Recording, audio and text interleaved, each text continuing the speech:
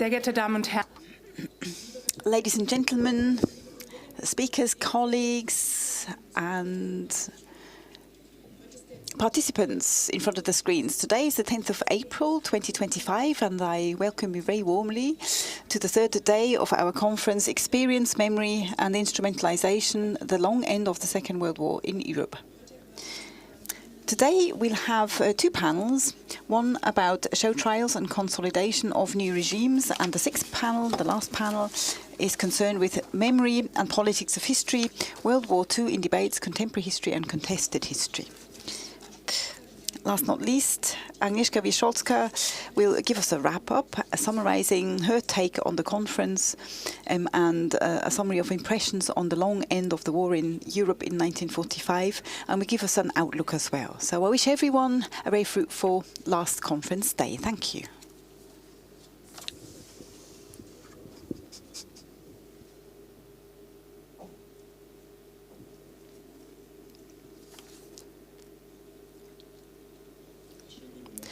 A very good morning. My name is Christoph Meissner.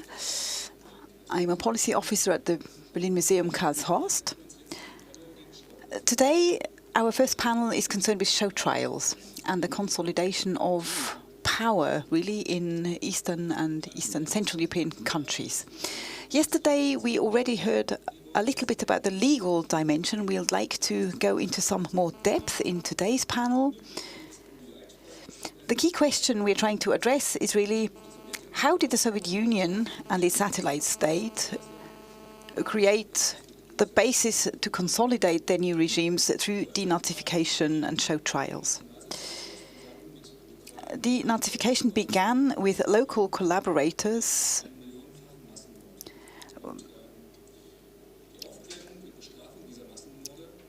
It was designed to clarify the murder of millions of people that Germans had committed during the war. This panel will focus on the east of Europe,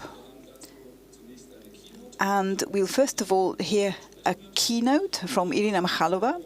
She is an Alfred Landecker Lecture Program Fellow at the Humboldt University of Berlin. She earned her PhD in 2021 at the University Higher School of Economics in Moscow, where she also worked as a senior lecturer from 2018 to 2022 in the Department of History. She also had a fellowship at the United States Holocaust Memorial Museum, the Institute of Contemporary History, and the German Historical Institute in Moscow. And between 2022 and 2023, she spent 7 months as a Fulbright Fellow at the University of Florida in Gainesville. Last not least, of course, she has published several articles.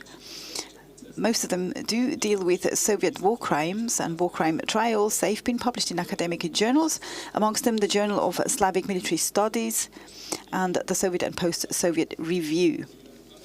Irina Michalova, I very much look forward to your presentation. The floor is yours.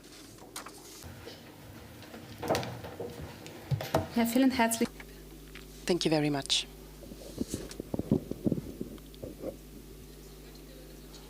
Our today's topic is the Stalinist understanding of the law in the post-war period, show trials and the consolidation of new systems of rule. On the 18th of July 1943, according to Soviet press reports, more than 30,000 Soviet citizens gathered in the main square of Krasnodar to witness the public execution of 8 men. They were Soviet citizens accused of collaboration with the German occupiers and of high treason. Even before the death camps of the Nazis were deliberated, the Soviet Union organized the first public war crimes trial of World War II in 1943. From the very beginning, the entire process resembled the show trials of the 30s. Where innocent people were accused of fictitious crimes. But there was one important difference. In the Krasnodar trials, the crimes discussed were real. Here you can see parts of the film, the verdict of the people. Between 1943 and 1949, in the Soviet Union, 21 public trials against war criminals were held, so-called show trials. and an overall number of 252 people of different nationalities were sentenced. In my today's lecture, I will talk about the causes and characteristics of these trials, and I will focus on the trials in Krasnodar and Kharkiv, because they served as a model for other trials where German war criminals were later convicted. And I will also discuss the non-public Soviet trials and present the key questions for discussion. Please note that the sources for many of these show trials are still inaccessible because they have remained in the secret police archives in Russia. Some documents can be found at the United States Holocaust Memorial Museum in Washington. All conclusions that I draw are therefore based exclusively on these sources that are available. Historians are still working with the Soviet press, where information about all show trials was intensively published. The city of Krasnodar, in the south of today's Russia, was liberated by the Red Army in February 1943. 5 months later, a trial was organized there. 11 male Soviet citizens were charged. They were members of the SS Special Unit 10A, which was responsible for the murder of several thousand people in Krasnodar. The objectives and causes of the trial were diverse. The negotiations with the Western Allies on the punishment of Nazi criminals did not satisfy Soviets. And by holding the Krasnodar trial, the Soviet Union wanted to demonstrate its determination to convict the criminals. The trial was also a means of demonstrating state power to deter potential collaborators among Soviet citizens. Many territories were annexed by Germany before, and this was especially true for the territories annexed in 1939 and 40. There, anti-Soviet sentiment was very strong. The trial also was a first attempt to establish an official interpretation of certain war events while military action was still ongoing. Some historians point out that the timing was chosen for a certain reason. In April 1943, the Germans published information about the Polish officers who had been killed in Katyn, near Smolensk. For many years, Katyn was a very painful episode for the Soviet Union. And after the war, the Soviets tried to put the blame on the Germans. And in order to divert attention from this trial and from this history, the Soviet Union organized a trial in which the focus was placed on Nazi crimes. The Soviet understanding of legal processes diverted from the Western conception. The characteristic features of the Krasnodar trial can also be found in later show trials. There were efforts to make the trial look fair, but the result was predetermined from the beginning. There was no new evidence presented during the trial, and both the defendants and the witnesses just repeated their statements from the preliminary investigation, and the trials followed a clearly defined script.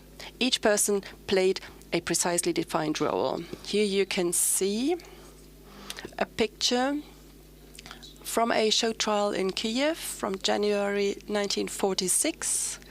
And you can see the defendants standing with sheets of paper, and sometimes they looked at these documents to see what to say.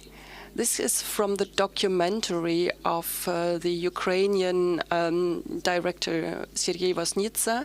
He found documents in Soviet archives and made a film about that. That's really worth watching. So it's actually a genuine photograph, and I really recommend you to watch the film.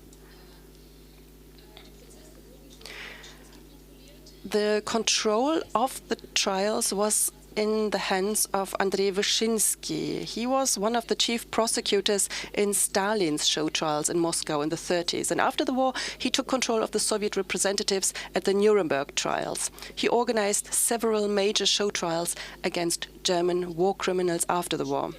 The guilt of the defendants in Krasnodar and other show trials was proven on the basis of their confessions and on statements of witnesses.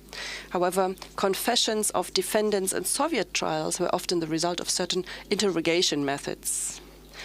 And apart from that, records of the so-called Extraordinary State Commission also played a central role. This commission was established in November 1942, and it had the task to investigate Nazi crimes in the occupied Soviet territories. It also had the task to document material damage and to identify the names of war criminals and collaborators. The information gathered by the commission was also used by the Soviets in the Nuremberg trials. Only 4 of the 11 defendants in the trial were proven to have been involved in crimes. The others were only held responsible for their membership of Sonderkommando 10A. This was very special about the Soviet trials.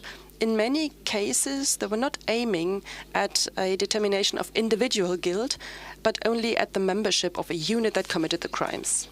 What was the legal basis for the punishment of Nazi criminals? This was already mentioned briefly yesterday.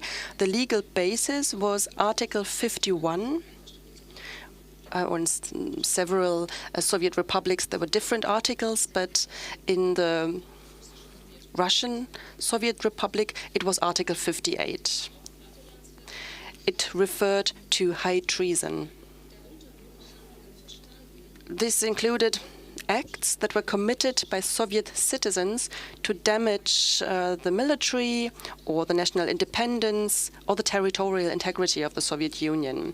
And the sentence was either 10 years in a labor camp or death penalty.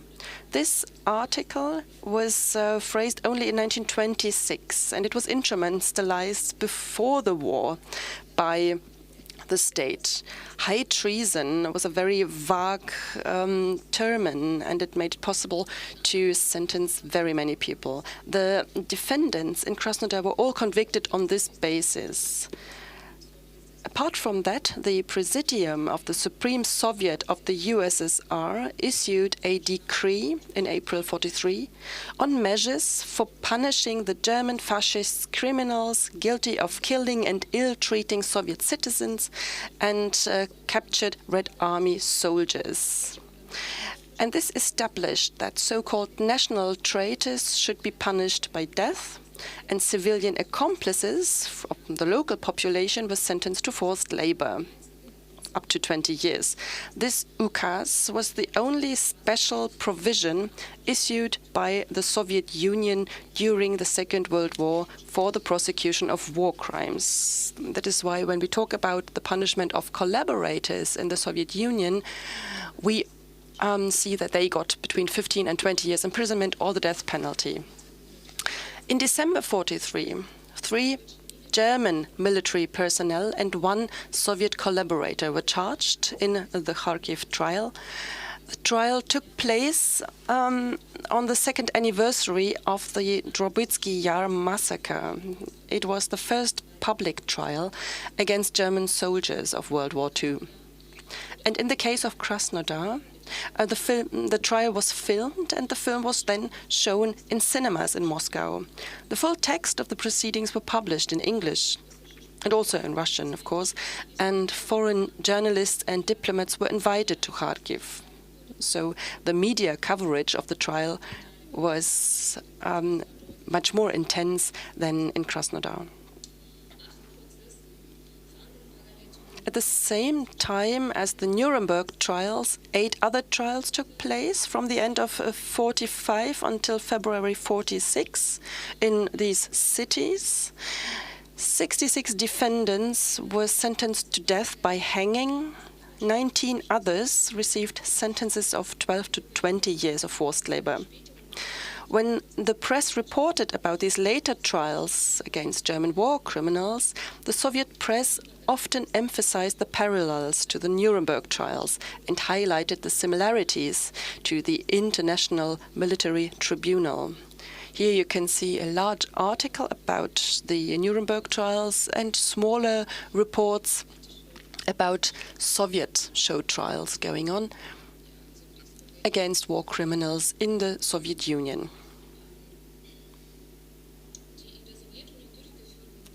The Soviet trials also served to emphasize the own perspective on the war, and it partially compensated for the inability of the Soviet delegation to enforce their interpretation of events in Nuremberg. And what is also important is that one of the trials was organized in Riga, and it served to legitimate the Soviet authorities and power in the annexed and occupied territories. Similar to Krasnodar and Kharkiv, the later trials also mostly took place at the site of the crimes. Local witnesses participated in the proceedings. Their testimony, however, was less about proving the individual guilt of the defendants, but more about the general crimes committed under German occupation. Many of the witnesses did not know the defendants in person. Most of them had lost their family members as a result of the crimes.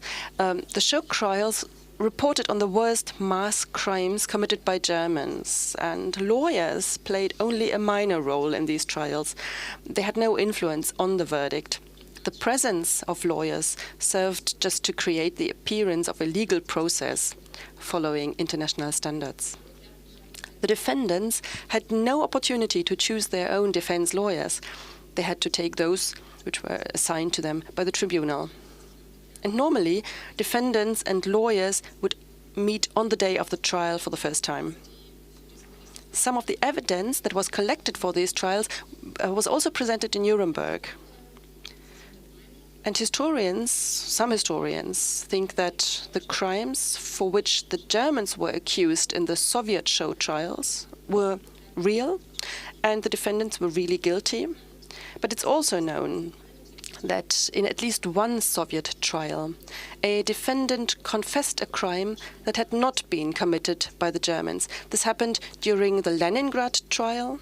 It took place from December 45 to January 46, and one of the defendants stated that the mass shooting of Polish officers had been carried out by the Germans. This was a witness who had been prepared by the Soviet side for Nuremberg, where the Katyn massacre was addressed, but he was then not sent to Germany as a witness. Here you can see how the show trials were staged.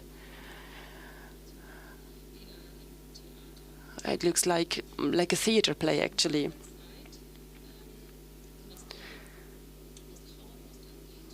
And concerning the Holocaust, for a long time, historiography emphasized that the question of the extermination of Jews in the Soviet-occupied territories was not mentioned at all. Jewish victims were referred to as peaceful citizens. This is partially true, but during the Krasnodar trial, during the court proceedings, Jews were mentioned as victims, but not with such emphasis as we would expect from our today's perspective. Special crimes against Jews were particularly emphasized at the Kiev trial in the beginning of 1946, and there were even articles in the New York Times written by an American journalist who was present, and he described Jews as a special group of victims. Here on this photograph you can see Dina Bronichova. She was one of the major witnesses during the Kiev show trial. She was also invited to go to Germany to speak about crimes committed against Jews in the Soviet Union. The Nuremberg trial against the major war criminals ended in October 1946. It was a failure for the Soviet government. The results of the tribunal disappointed them. The Soviet Union complained to Western countries that they were still hiding Nazi criminals. And in order to report on Nazi crimes, the Soviet Union organized 9 further trials in the cities that you can see here, until December 1947. During these trials, 138 war criminals were convicted. There was a difference, however, between this trial and the previous trials, and that was the sentence. The death penalty was abolished in the Soviet Union between May 47 and January 1950, and the defendants in the 47 trials received various sentences in Soviet camps instead. Another feature of these trials was that the defendants included not only Germans but also Romanians and Hungarians. The German historian Tanja Penter pointed out that the fact that the trials were public fulfilled the desire of the local population for revenge. The trials stressed legal formalities and legitimized Stalinist justice and thus contributed to a re-Stalinization of society. When we talk about the show trials, we must bear in mind that the majority of the defendants were tried in closed court proceedings.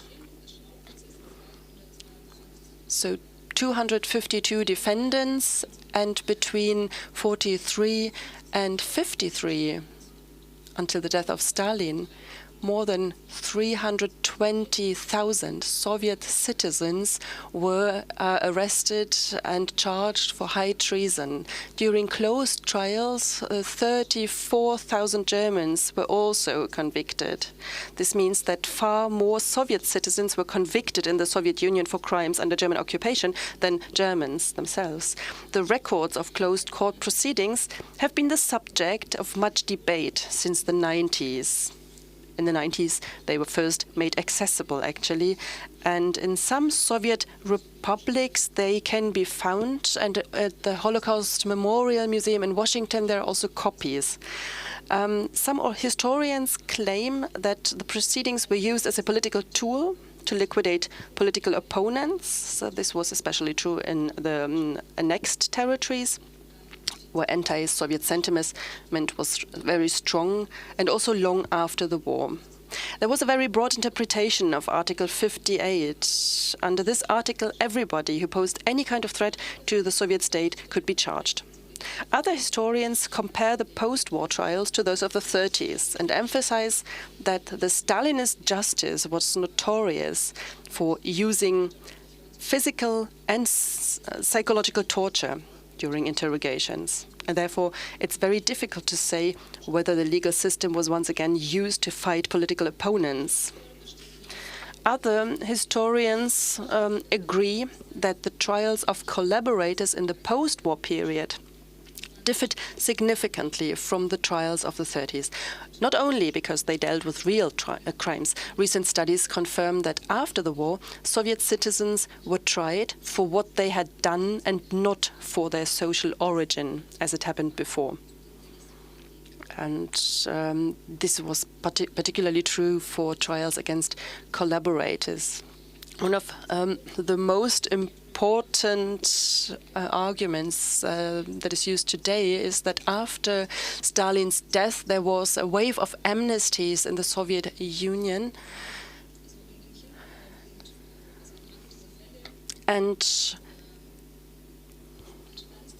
after Stalin's death, there was this amnesty process, and many people who had been charged for collaboration, many cases were analyzed, and in some cases the witnesses were asked again by special commissions, and some of the defendants then did not deny the crimes, but stressed that they acted not out of their free will, but they were forced, and that the sentence was too high. Tanja Penter points out that in the first years after the war, the Soviet government had great difficulty controlling the regional tribunals in Ukraine. They developed a certain momentum and autonomy and reflected not only the political priorities of regional officials, but also the desire for justice and revenge among the local population. They were closed trials again and also fulfilled a social function by providing an opportunity for the collective processing of the experience of occupation. We can also observe an internal dynamic in these closed trials. The court proceedings of 1944, for example, quite differ from those of 48 or 49. And at that time, there was also a new campaign taking place to professionalize the legal authorities. Research by the American historian Francine Hirsch. By the way, here you can see people charged during the Kiev show trial in 46 on the photograph. Research by the American historian Francine Hirsch shows that the role of the Soviet Union in the post-war trials was distorted for a long time. She also emphasized that Soviet lawyers significantly contributed to the legal conception of the Nuremberg Tribunal.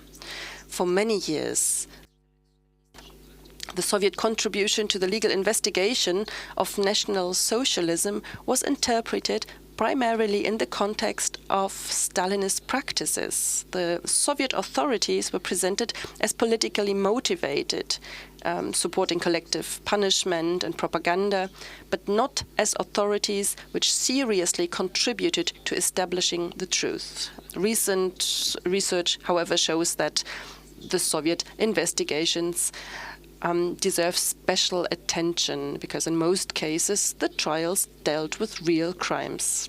Can we really talk about legal processes that served to establish the truth, or was the judiciary just instrumentalized for political purposes? These are open questions. We can discuss them. Thank you very much for your attention, and I'm looking forward to our discussion and to your questions.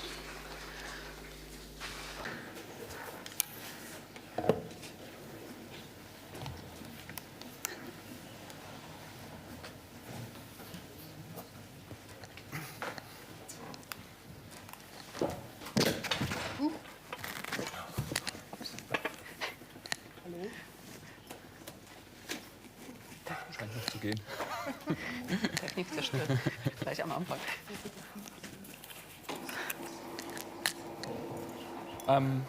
Ja, Frau Machalova, vielen Dank. Well, thank you very much for your highly instructive and interesting presentation, Ms. Machalova. I think the best thing you can possibly do is ask questions at the end of your presentation. So I'm very pleased that we can pick up on those questions with highly competent guests. Let me briefly introduce them. Starting on my left.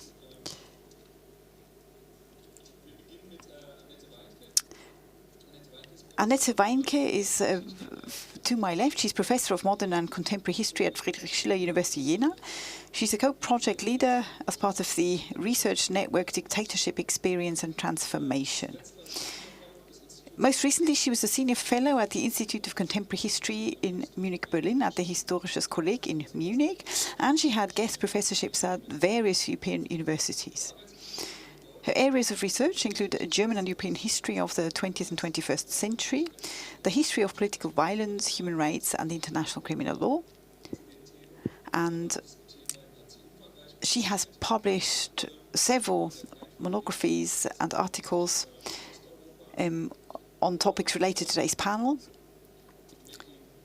For example, defensive visual justice, strategies of mediatization in early Nazi trials in East Germany. So Professor Weinke is an expert for the topic we are debating this morning, and I'm very glad that she's here. Let me also introduce you to Professor Dagmar Janiesznik-Kwast, who heads the Viadrina Center of Polish and Ukrainian Studies at European University of Viadrina, where she holds a professorship for interdisciplinary Polish studies and the Faculty of Business Administration and Economics. From April 23 to November 24, she was vice president of the European University of Viadrina in Frankfurt-Oder for international affairs and the Collegium Polonicum. She is an economist and economic historian, which helps, I think, on today's panel by giving a different perspective. Her habilitation was completed in 2013 in European history, focused on economic history. At the moment, her research is focused on the economic and social history of Central Europe, which will also be helpful for today's discussion. And last not least, let me introduce Prokop Tomek, who graduated in 2006 from the Faculty of Philosophy at Charles University in Prague. In 2012, he completed his PhD on the topic of broadcasting of Radio Free Europe for Czechoslovakia and its significance. Up to 2007, he worked as a documentary researcher and later as the head of the documentation group of the Office for Documentation and Investigation of Crimes of Communism of the Police of the Czech Republic.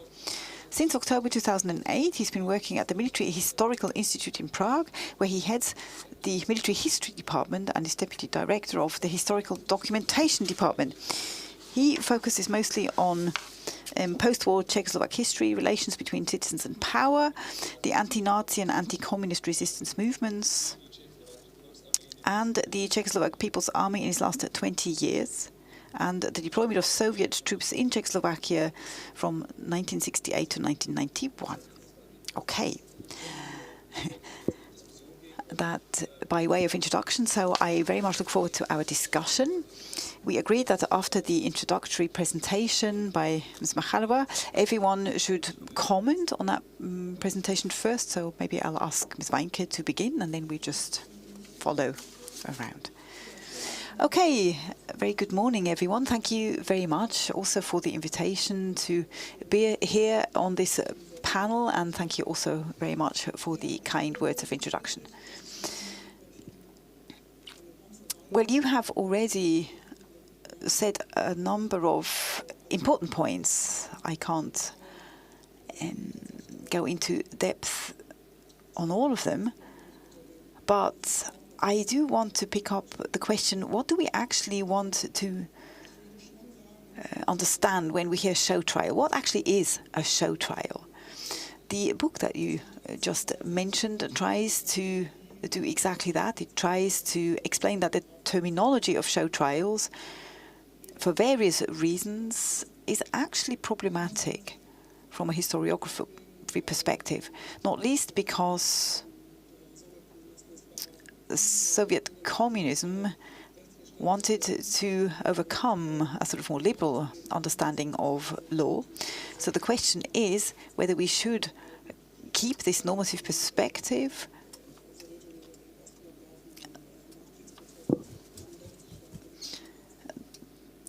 whether we should actually keep that normative perspective when it comes to measuring Soviet show trials that were conducted in the post-war period. That's a fundamental problem. What yardstick are we actually applying? But there's other problems.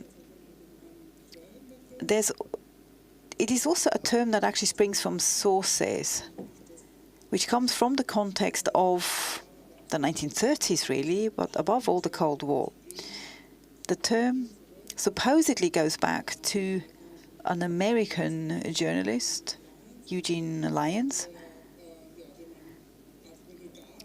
who was a renegade. One could say he was a convinced Stalinist, Stalin supporter, probably the first ever American journalist or foreign journalist who was allowed to interview Stalin. He had Russian Jewish roots, and in the 1920s, 1930s, he spent a lot of time in the Soviet Union, and he accompanied these trials, being very engaged in them and had a good view of particular details, and he had a good eye, especially of the performative aspects of these early Soviet trials or demonstration trials. So he had a keen eye for some practices, but then he turned away from Soviet communism and wrote a famous book called Sign of Utopia, where he first coined the phrase show trial. And he used it in a fairly pejorative context, and, well, obviously in the context of the Cold War, this term then developed its own dynamic, if you like. So, the renegade's view, that is really him who sort of was the first protagonist there, but others also had a particular take of these communist show trials, and a particular view was communicated of them. Another aspect is that these trials need to be considered differently from the classic show trials of the 1930s, because it wasn't primarily about counter-revolutionary crimes. It was about, these show trials were about mass violence, mass murder of civilians, under National Socialist rule. So the crimes were about collaboration and crimes against humanity. And the facts are often clear and present and indisputable.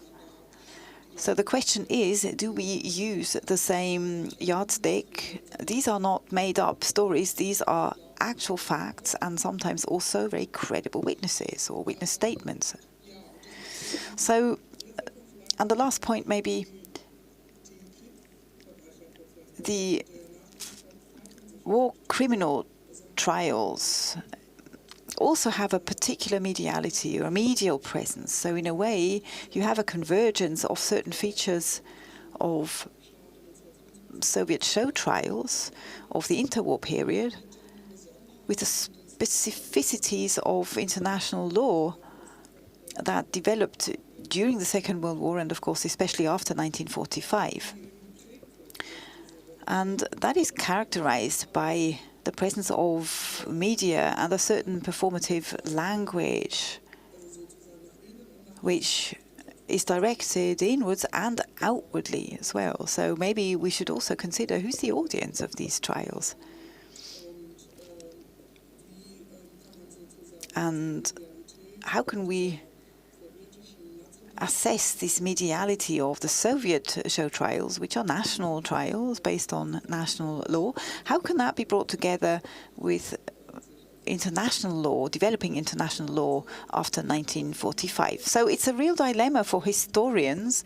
The dilemma is that these trials, as I would say, did aim to produce justice, but did not seem based on legal standards or sort of commonly accepted standards. And Alexander Bruck has discussed this in the context of the Chinese show trial against the so-called Band of Four. He very clearly spoke out against using this term show trial because it gave a wrong impression, giving rise to the idea that whatever is debated during these trials is not worthy of a proper legal investigation, which is not the case. Okay, I'll leave it there. Thank you. Okay, thank you.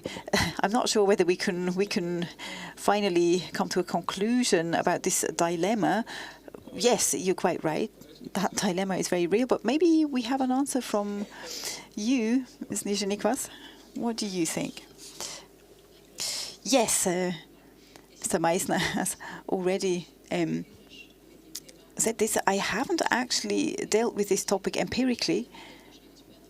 This is why I'll probably furnish more questions rather than answers.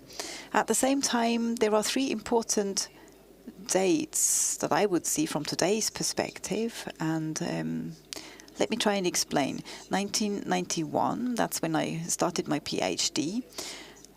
My PhD was about socialist transformations. I looked at the transformation processes of the 1990s and tried to establish connections. And my point was also how institutions were transferred and transformed, territorial but also institutional transformations. And when I started reading about show trials, I noticed, at least for the Polish case, that at all these levels there were show trials, both during and after the Second World War. Territorially, these show trials were different. Some of them took place in Moscow, for example, number 16. Some took place on the territory of the Polish state, so the occupied Polish territory. The political dimensions of these show trials were evident because it was political opponents that were subject of these trials. There were also economic dimensions because in the 1960s we have a show trial on the so-called meat affair against a sort of functioning economic actors who were then sentenced for corruption, but not under legislation of the 20s, which would have been normal for such trials otherwise, but the doctrine of the Stalinist state was used for that particular trial. Later there was a revision, but there were show trials along those lines too. And ideology also played a role, because very often show trials in Poland were against the Catholic Church or Jehovah's Witnesses or other religious groups. Especially in the 1950s, that was the case. So that was the first thing, 1991. That is really when I started my PhD. What else starts in Poland round about then? It's the Institute for National Memory. It was opened in exactly that same year. And therefore, I also started looking into this topic because this institute, of course, is designed to look back at history, and they work together with the prosecutor's office. It was about persecution, but also looking at the past and transferring knowledge. Another important date was 2017. That is when I worked with a larger group as part of a research program organized by a German ministry. You could apply for research money at the time, and we were successful with a proposal about blockades to modernization in the economy in the GDR compared to Poland. So this was a large research project which I led together with Rita Günther from Bremen, but also people from Berlin. And yes, so hard economists, so to speak, who took part in that program. And we noted that the biggest blockage of modernization was the lack of elites, who were actually, of course, not there because of the war, but also after the war, because of cleansing and show trials. These elites were no longer there, did no longer exist. In Poland, I would say the highest ranking elites were often sentenced, very often also sentenced to death. So in 2017, we also see the founding of the Pilecki Institute in Poland, another institution dedicated to redressing the war.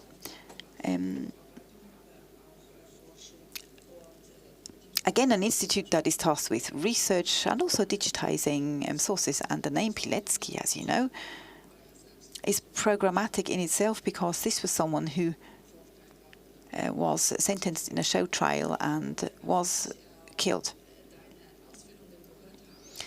And when I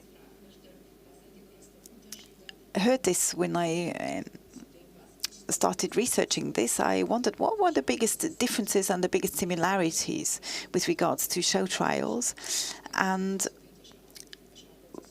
how I was going to concentrate on communist and Soviet show trials. We heard a lot already about the Nuremberg trials. Well, as far as I can see, similarities are primarily when it comes to attempts to define everything as Nazi crimes, both in the trials against members of the underground state or the Home Army through the decrees. I'll come to that in a moment. These people were actually equated to Nazis. That's really a very tragic thing, at least formally. They were sentenced for the same crimes. Similarities also extend to the formats of these show trials. The staging of them was already mentioned. There are similarities to what we've just seen in the presentation from Poland. There are films that were made, documentaries of these show trials that were then shown in theatres, and there was broad media coverage of these trials, also in exile, newspapers in Paris, for example, but their reports were quite different. So there was a different interpretation of some of these news. Differences I primarily see with respect to the target groups in Poland, because in those trials where that I actually looked at as part of my research, they were mostly directed against the elites, against the large underground state. As you know, in occupied Poland, structures of the state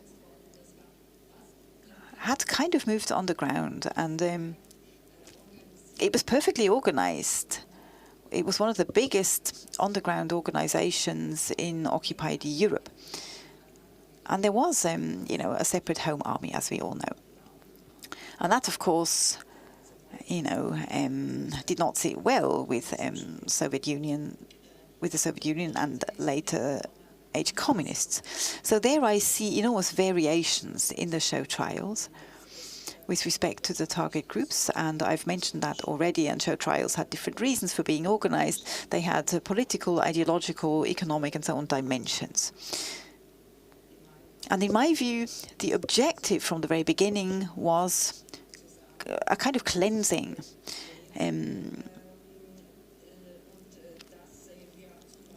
We see this, for example, in the trial 16. Members of the exiled government were supposed to negotiate with the Soviet regime about New Poland. They had been brought to Moscow for that purpose. This was actually before the end of the Second World War even, and they were sentenced, and many of them were sentenced to death.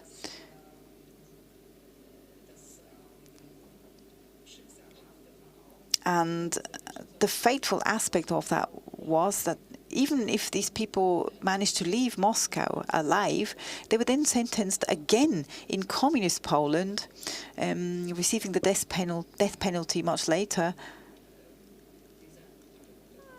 And these sentences were also carried out. So it's ironic. It could be that some people, some personalities, were actually involved in up to 3 such show trials and eventually fell victim to them.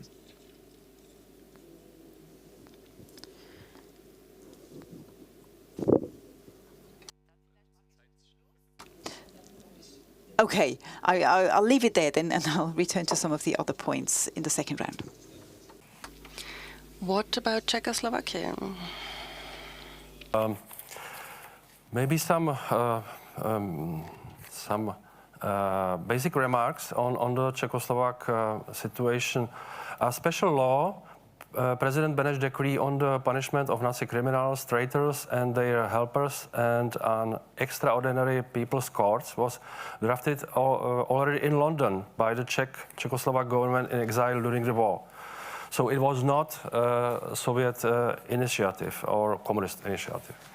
Like the Polish exile, the Czechoslovak exile also collected accusations on Nazi criminals, names of arbitrary executed people in so-called protectorate Böhmen und Mähren.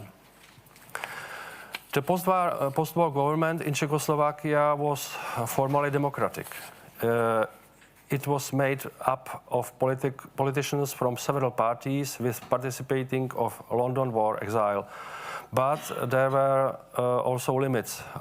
Right-wing parties and criticism of system and criticism of Soviet Union were not actually allowed in post-war Czechoslovakia. And Soviet Union used or misused issue of denazification in Czechoslovakia indirectly, because after war Stalin left temporarily post-war development in Czechoslovakia in the hands of Czechoslovak communists. And Czechoslovak communists actively used the denazification.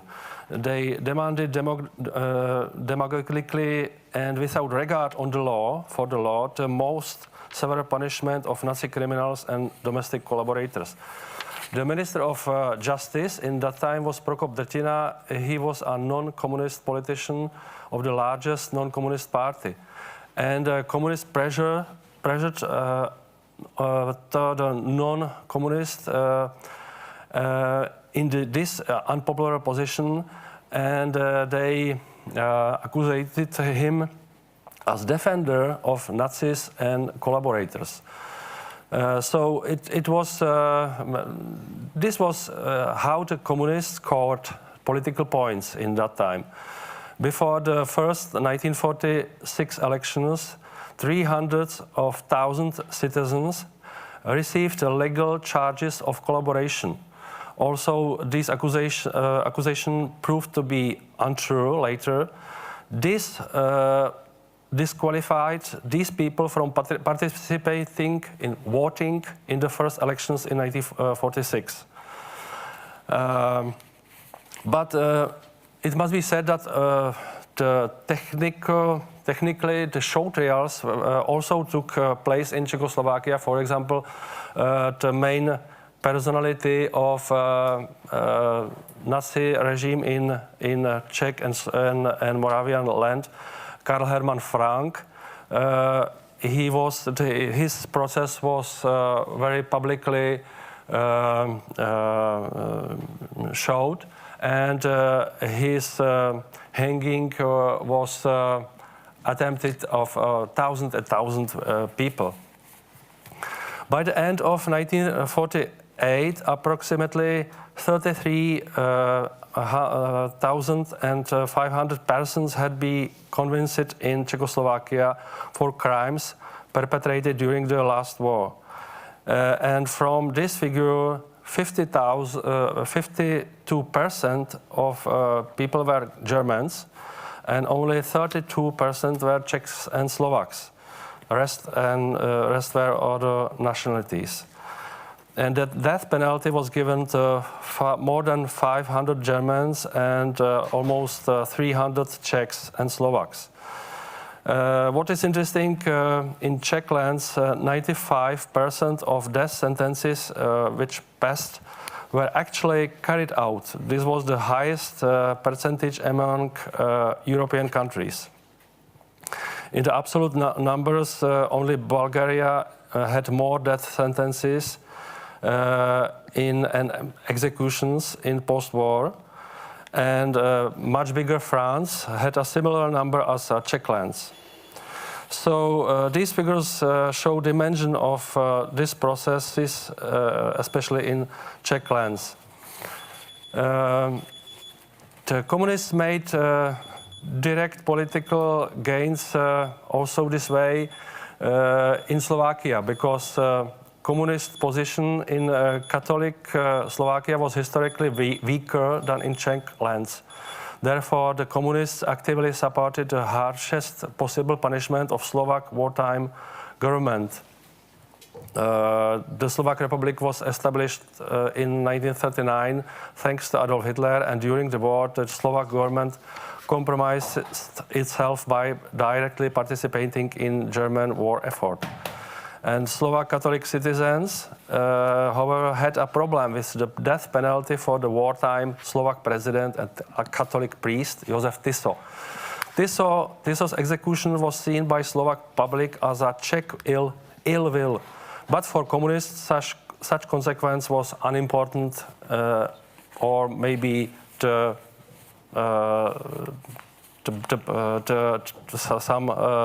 some gain.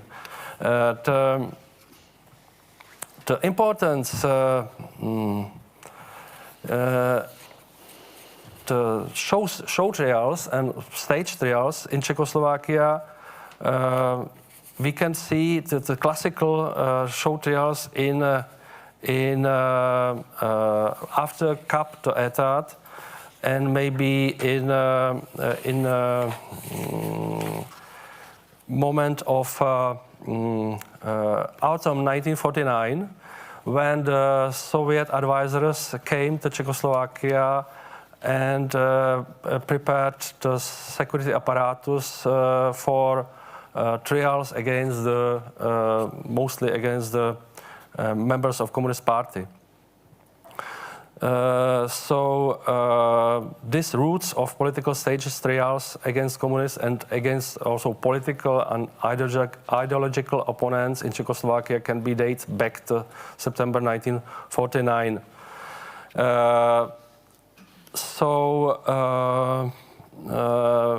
I can say that we can see in Czechoslovakia a real will for punishment of Nazi collaborators and Nazi and war criminals. It was not communist will, but communists directly and later indirectly and later directly used and or misused this people will for their political profit. Okay. Thank you. Ich hätte tatsächlich jetzt... I have more questions to Mrs. Machalova. When we look at the show trials, I would like to know who was selected for these trials and who wasn't. What kind of people were later convicted? This probably differs when we look at the war period and the post-war time, but of course this all, also with the media coverage, leads to certain categories or the setup of certain categories in society. What did this look like in the Soviet Union, and how long did these show trials take place?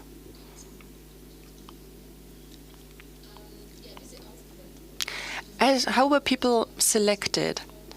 As I've said, we don't have full access to sources. What we have at the Holocaust Memorial Museum are protocols of interrogations and also of some proceedings, but not for all show trials, unfortunately. That means that the documentation, who was selected, and so on, is still not accessible.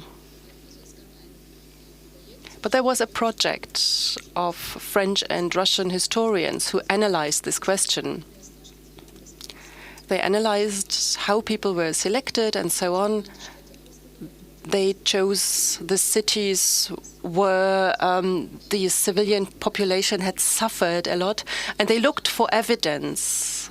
And then they also looked for prisoners who were in camps of prisoners of war in regions where these crimes took place. So it was a kind of war ranking. These were people from the Wehrmacht, SS, and so on. So they wanted to show that different units were present, and that was also the goal of the selection. Here I'm talking about the last show trials under Stalin against German prisoners of war. The Kharkiv trial was the last trial where Soviet collaborators were charged. Later, collaborators were also invited to the show trials, but as witnesses. For example, in the Leningrad trial, collaborators told their stories, but only as witnesses, not as defendants. After the death of Stalin, there was this period of amnesty and rehabilitation of innocent victims of repression and Stalinism, and only in 1959 there was a large wave. The historian Alexander Prussian called this the second wave of trials against collaborators. At that point of time, the defendants were all collaborators. And this went on until the end of the 80s and the collapse of the Soviet Union. Who were the defendants of these trials? In most cases, these were the so-called Travniki men, Soviet prisoners of war who were recruited and trained at the Travniki training camp and who later participated in the Operation Reinhardt. And this was part of the strategy of defense. In these trials, they said, yes, we were in the extermination camp, but there were no Soviet Jews, but Jews from other countries.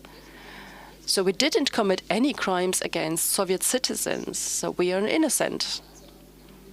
This was an argumentation that I've also seen in the documents that I investigated. And these documents can partially be found in the Holocaust Memorial Museum, but in Russia they are not accessible, of course. We know now. How did we learn about the show trials of the 60s? We know about these trials from the Soviet press, and colleagues from France collected press coverage of these trials. And they found proof of more than 20 of such trials. And we know that in the 60s and 70s they were still public, and later they were closed. I dealt a lot with the trial at Crimea at the end of the 60s. There was a camp in Simferopol. And in the 60s, people were convicted, Soviet citizens, who had worked as guards in these camps. But of course, this was also connected with the policy against Crimean Tatars. So they wanted to show that only Crimean Tatars worked as guards there. So this was also part of a propaganda campaign, actually.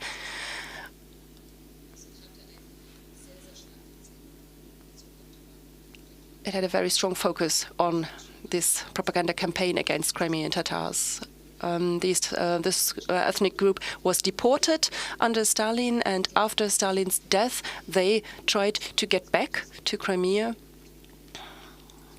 And this trial was also connected to these events. And in 1963, there was the Krasnodar trial. That was also a trial against collaborators. Thank you very much. We've now talked about Czechoslovakia, Poland, and the Soviet Union. Now I would like to come back to Mrs. Weinke and speak about the Soviet occupation zone and the GDR. We are here at the Federal Foundation for the Reappraisal of the SED dictatorship. And how did this implementation of power via show trials also work in the GDR? Were there show trials? And how strong was the influence of the Soviet Union on the legal system of the GDR? Can I quickly go back to what was just mentioned? Some central points were raised. The question that arises for me, and I'll come to your question in that context in just a moment, is what's the specific Soviet/Eastern European share in the entire topic of judiciary anti-fascism? That's a big topic which dominates the Cold War period over many years. And I would say that the Soviet Union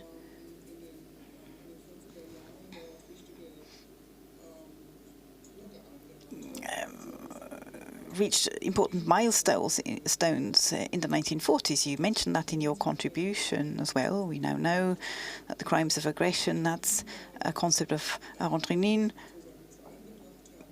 who first brought it up. You know, the war of that war of aggression then became a crime in international law. The Soviet Union was also quite successful when it comes to institutional steps that were taken. When the Krasnodar trial started, you mentioned this, the debate started. You know, the exile government wanted to make progress in trying war criminals, but nothing happened. And the Krasnodar trial was really a first attempt to make progress with all of this internationally too. The Soviet Union did not join the International War Crimes Union. It built up its own structures. We know this from research. Mike Fleming, for example, has done some work on this, and it shows that internationally the Soviet Union was actually quite successful. They spent some time thinking how to make their interests known, and also how to make sure that their interests would be respected. You know, I mean, would they do their own thing, or would they wait for the Western allies to actually start moving? And the Krasnodar trial is also very important as the first Holocaust trial. And that brings me to post-war Germany. Richard Ruhr, the commander of the 17th Army, and Kurt Kristmann were sentenced in absence. He was part of Special Command 10A. So German perpetrators of the genocide were sentenced, were convicted in absence. So that was really the start of the narrative on the Holocaust in the territory of the Soviet Union. If we look at what happened to these people later, unfortunately we know that in the Federal Republic, these perpetrators, Christman, for example, only received ridiculously low sentences. So on the one hand, sentences were very dissatisfactory. On the other hand, the German trials, the West German trials, and I would say this as someone who has dealt with this intensively, the West German trials did not make the attempt to say, to instigate a public debate, to create public identification with the victims. Whereas that was the case without question in this trial, because victims had an opportunity to speak and to describe their suffering.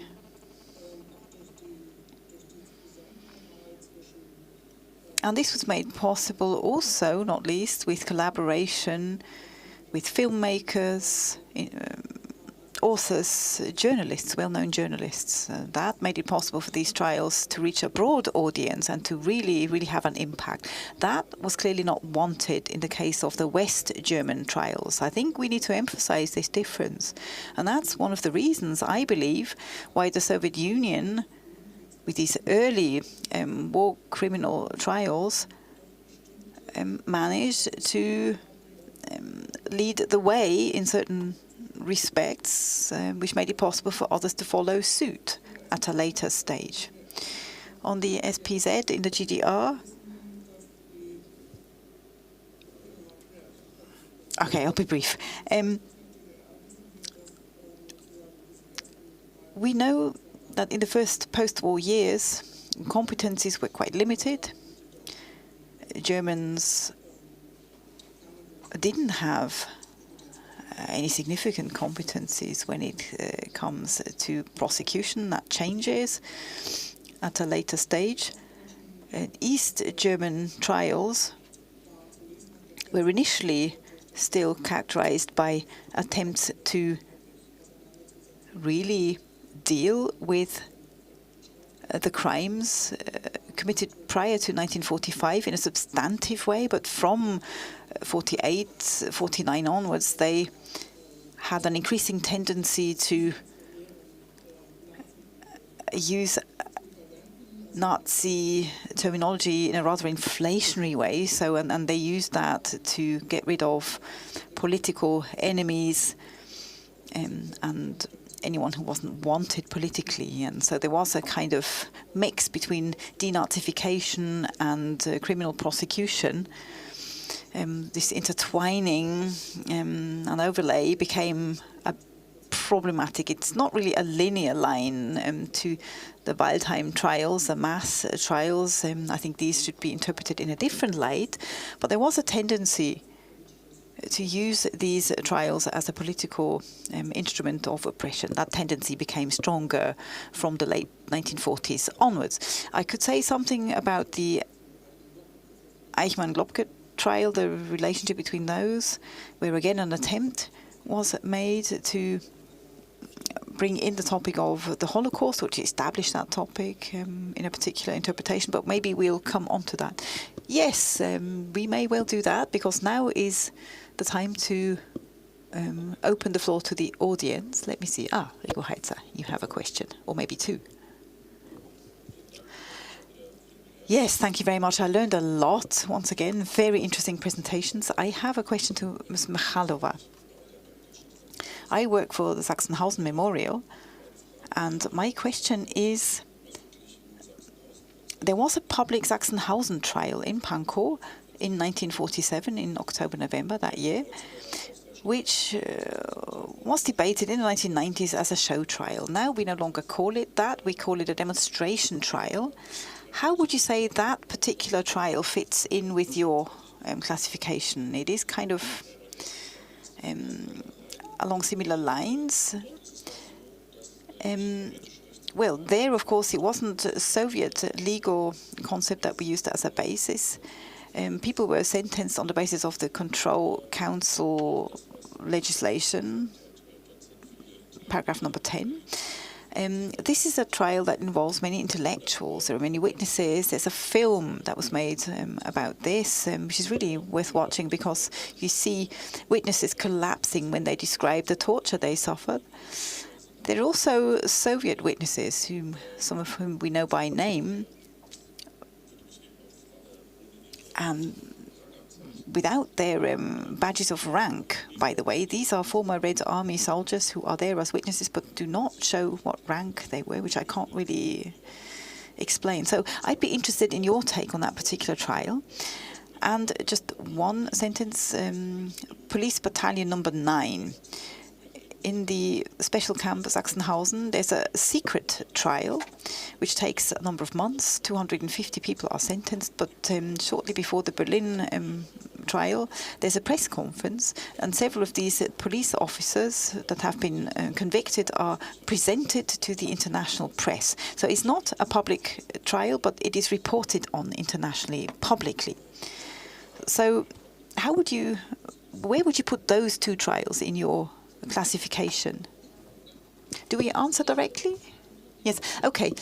I was asked to only talk about the trials that took place on the territory of the Soviet Union. That is why my list only comprised those Soviet cities where show trials took place against Nazi criminals. I think Ms. Weinke might know more about the Sachsenhausen trial. Oh, you want me to answer that? The Sachsenhausen trial? Actually, I don't think I know an awful lot more than you. The story with the police battalion, actually, that's new to me. I am not familiar with that. It's not one I came across. Is that published? I'm writing about that as we speak. Okay, anyway, that's new. That is really, really extremely interesting. But I can't comment on that because I'm not familiar with the facts. Yeah, I mean, this trial took place on the territory, on German territory. That's the difference. Of course, we differentiate that from the trials that took place in the Soviet Union because the basis for persecution was very, very different. It's a very different story, I believe, compared to what happened here in Germany on German soil. Okay, a question at the back.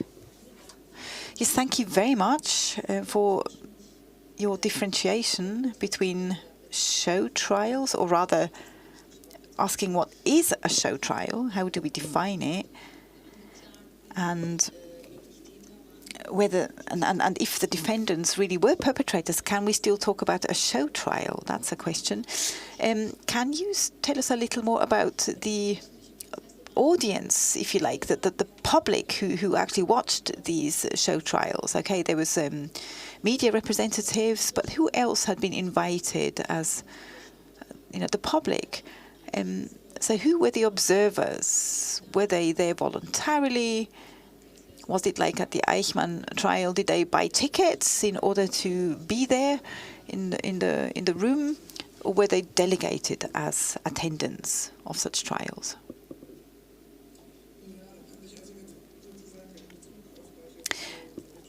Well, I'm not an expert on the Soviet Union, therefore I won't comment on that. But when it comes to GDR show trials, we do know that there was some organization and coordination. So, the people were transported there to attend these events. It was conceived as a mass spectacle.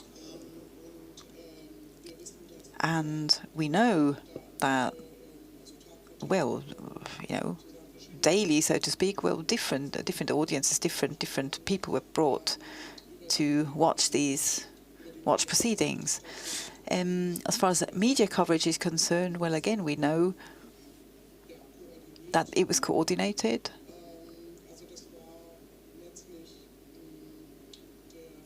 So ultimately, an attempt was made to transport what were understood to be key messages. So a certain narrative was to be established through these show trials, and the way in which this was done was by choosing a particular audience. So it wasn't really your normal, ordinary audience, if you like. It was very much coordinated and selected. I would say that was actually the rule rather than the exception. Yeah, maybe I can add who wasn't invited. Very often it was the family members or friends, someone who could actually support the defendants. Very often they were not invited to attend these show trials. Were there any significant differences, would you say, between the GDR, Soviet Union, Poland and Czechoslovakia? Or would you say it was the same? In Czechoslovakia during the communist era, it was the same. I think like in East Germany, it was very, very carefully prepared, and there were tickets, and there were some groups of special chosen people who could attend. And maybe a little remarks for development of processes. These for Czechoslovak situation, we see the processes after in 1945 and 46 as a political processes, because these processes were influenced the political milieu and social milieu, but these processes were not the same like the processes after the capture during the communist regime. The very carefully made processes with the accusation who the people had to learn their guilty and so. Yeah, so it is something like the development. Mhm. Ja, und für die sowjetischen, also wie for the Soviet Union, as for invitations, I can say that people who went to the executions, well, the trials took place in cinemas or theaters in order to have as much audience as possible. And as for the Leningrad trials, there were 2,000 tickets, and the trial took place not in Leningrad but in Vyborg, in a culture center. And there were 2,000 tickets. And why was the trial carried out in Vyborg? These were people from the Leningrad Oblast. But they found the best building to carry out the trial in Vyborg. And during the trial, there were loudspeakers on the streets, and who did not fit in the culture center could listen on the streets. And it always fascinates me, this last thing I learned about the Kiev trial. There were people everywhere, but they really heard everything through the loudspeakers, all days of the trial. But we don't know who received tickets, because we don't have access to the sources. Of course, these were party functionaries, press, and witnesses, of course. Okay, I see 5 more questions. We've got 8 minutes left. Let us collect the questions and answer them in one round. Robert Parze. Thank you. My question concerns the public after the trial and the sentence. These public executions that you mentioned, was this something normal in the Soviet Union? Were they also in the 30s after Stalinist show trials? And why did this not look like that in Landsberg am Lech?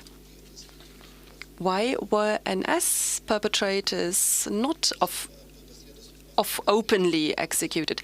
Is this based on a different legal understanding, or is this just a difference in legal practice that differs between East and West? Adam? Yeah, I also asked myself that question yesterday, why there were no filmings of the executions of Nuremberg. Because there are films about the execution of Antonescu, for example. I would also like to refer to the images, as Janka Züldorf did. The Krasnodar or Minsk or Kiev trials in 1943 and after, whether they were show trials or really meant to establish the truth, well, I think it was not about proving individual guilt, but as you've correctly pointed out, these were not innocent people who were tried, but they were really in organizations which were responsible for mass crimes. But I asked myself whether the main function of these trials was rather the will for revenge. The war was still going on in 43 and 44, and these people were executed in front of cheering masses. I remember pictures from the Hippodrome in Minsk where 20,000 people witnessed an execution of Germans who were still wearing their uniform. Maybe the will of revenge is also a category that we can apply. And these are formerly occupied territories, and many people also participated and collaborated, and maybe they could get rid of their own guilt by executing Germans in uniforms.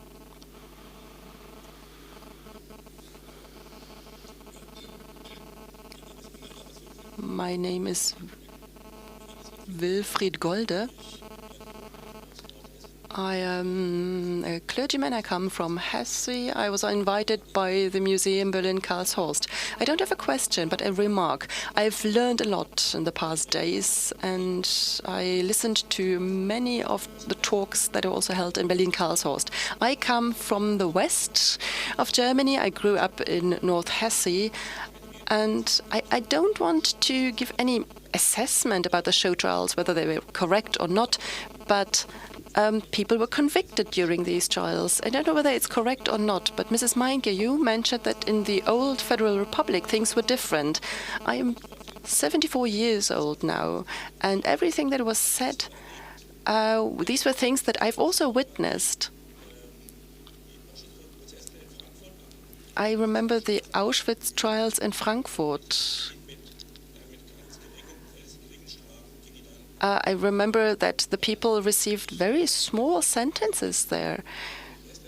Let me put it very blatantly. In West Germany, many NS people remained in high functions in the authorities, even in small towns as the one that I come from. And I think that's really shocking. In some places, criminals were punished, but in West Germany this did not take place. And there was a very critical attitude among the population towards this. For example, from my parents, many people among the population said these were not real criminals, they just carried out orders. And actually I am really shocked being an old man who grew up in the West. Amelie zu Eulenburg. Thank you, Amelie Eulenburg. My question also adds to the question of Adam, who asked about the stadium.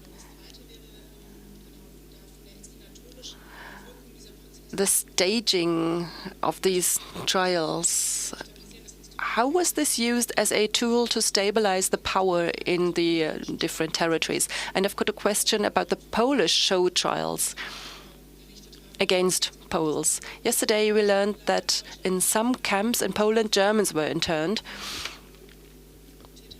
who were perpetrators or involved in crimes, but that there were also many interned people of the Armia Krajowa in Poland. Were there trials against those members before the deportations took place? And what is the context, and how is this remembered today? Julia Landau?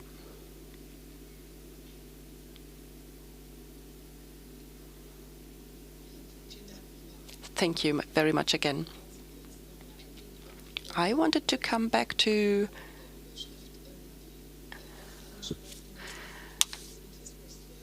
the topic of anti-Semitism that played a role in the show trials after the war. Mrs. Machalova, you mentioned that in the Soviet show trials, contrary to the opinion of historians so far, Jewish victims were addressed. And you mentioned one Jewish survivor who was also present there. I think when it comes to the economic trials that you mentioned, Poland, this probably played a bigger role. And maybe there was also a certain tradition. I don't know about the situation in Czechoslovakia. I think in the Soviet occupation zone this became less obvious. Can we compare the trials in these countries? And maybe we should also look at chronology. We haven't talked about Bulgaria, for example, but it would also be interesting to talk about the situation there. Yeah, actually, the topic of this panel deserves to be dealt with at a whole conference, just as with every panel that we have. Who would like to answer the question about the executions?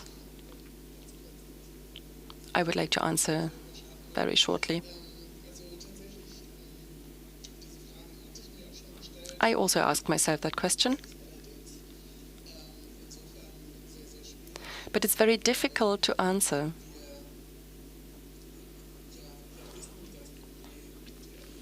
We know that the Allies were completely aware of the challenge of the trials. They had to confront a society of perpetrators who were involved in awful mass crimes. But the idea that in the occupied zones that there could have been public executions is actually unthinkable. Because in the background there is the idea of the liberation and the catharsis, a kind of ritual to deal with the perpetrators and the crimes committed, but that was not the right place to do that. And at that time, there were also concerns that people could take sides with those convicted, which actually also took place after some time. There was a large factor of solidarization and protest demonstrations in front of the building of in Landsberg, where war criminals were tried. And as for the legal processing and revenge measures, these things are always interconnected, and it's difficult to distinguish and set up clear categories here. I think we have to be careful, because the aspect of revenge had a very strong anti-Semitic connotation in the immediate years after the war in Germany. This is also specific about the German debate. Revenge was just a chiffre for Jewish manipulation. That's why I'm always very, very careful with these terms and these words. Can you say something about the Armia Krajowa? At first, I would like to answer the question on economic trials. This is a two-sided coin. There were, of course, show trials against intellectuals like chief editors of journals and economic scientists. In the GDR, we had very low-developed economic thinking, because the first show trials were so strong that later very few people really dealt with economic science. And in Poland, there still were economists that were quoted also internationally, but I think the show trials against scientists and scholars are also something that took place in communist Poland and other communist countries, and that had a large impact. And the second level of these show trials was almost always that if a defendant owned property, this property was confiscated. And that also played an economic role. Yeah, and as to the Armia Krajowa, there is a third date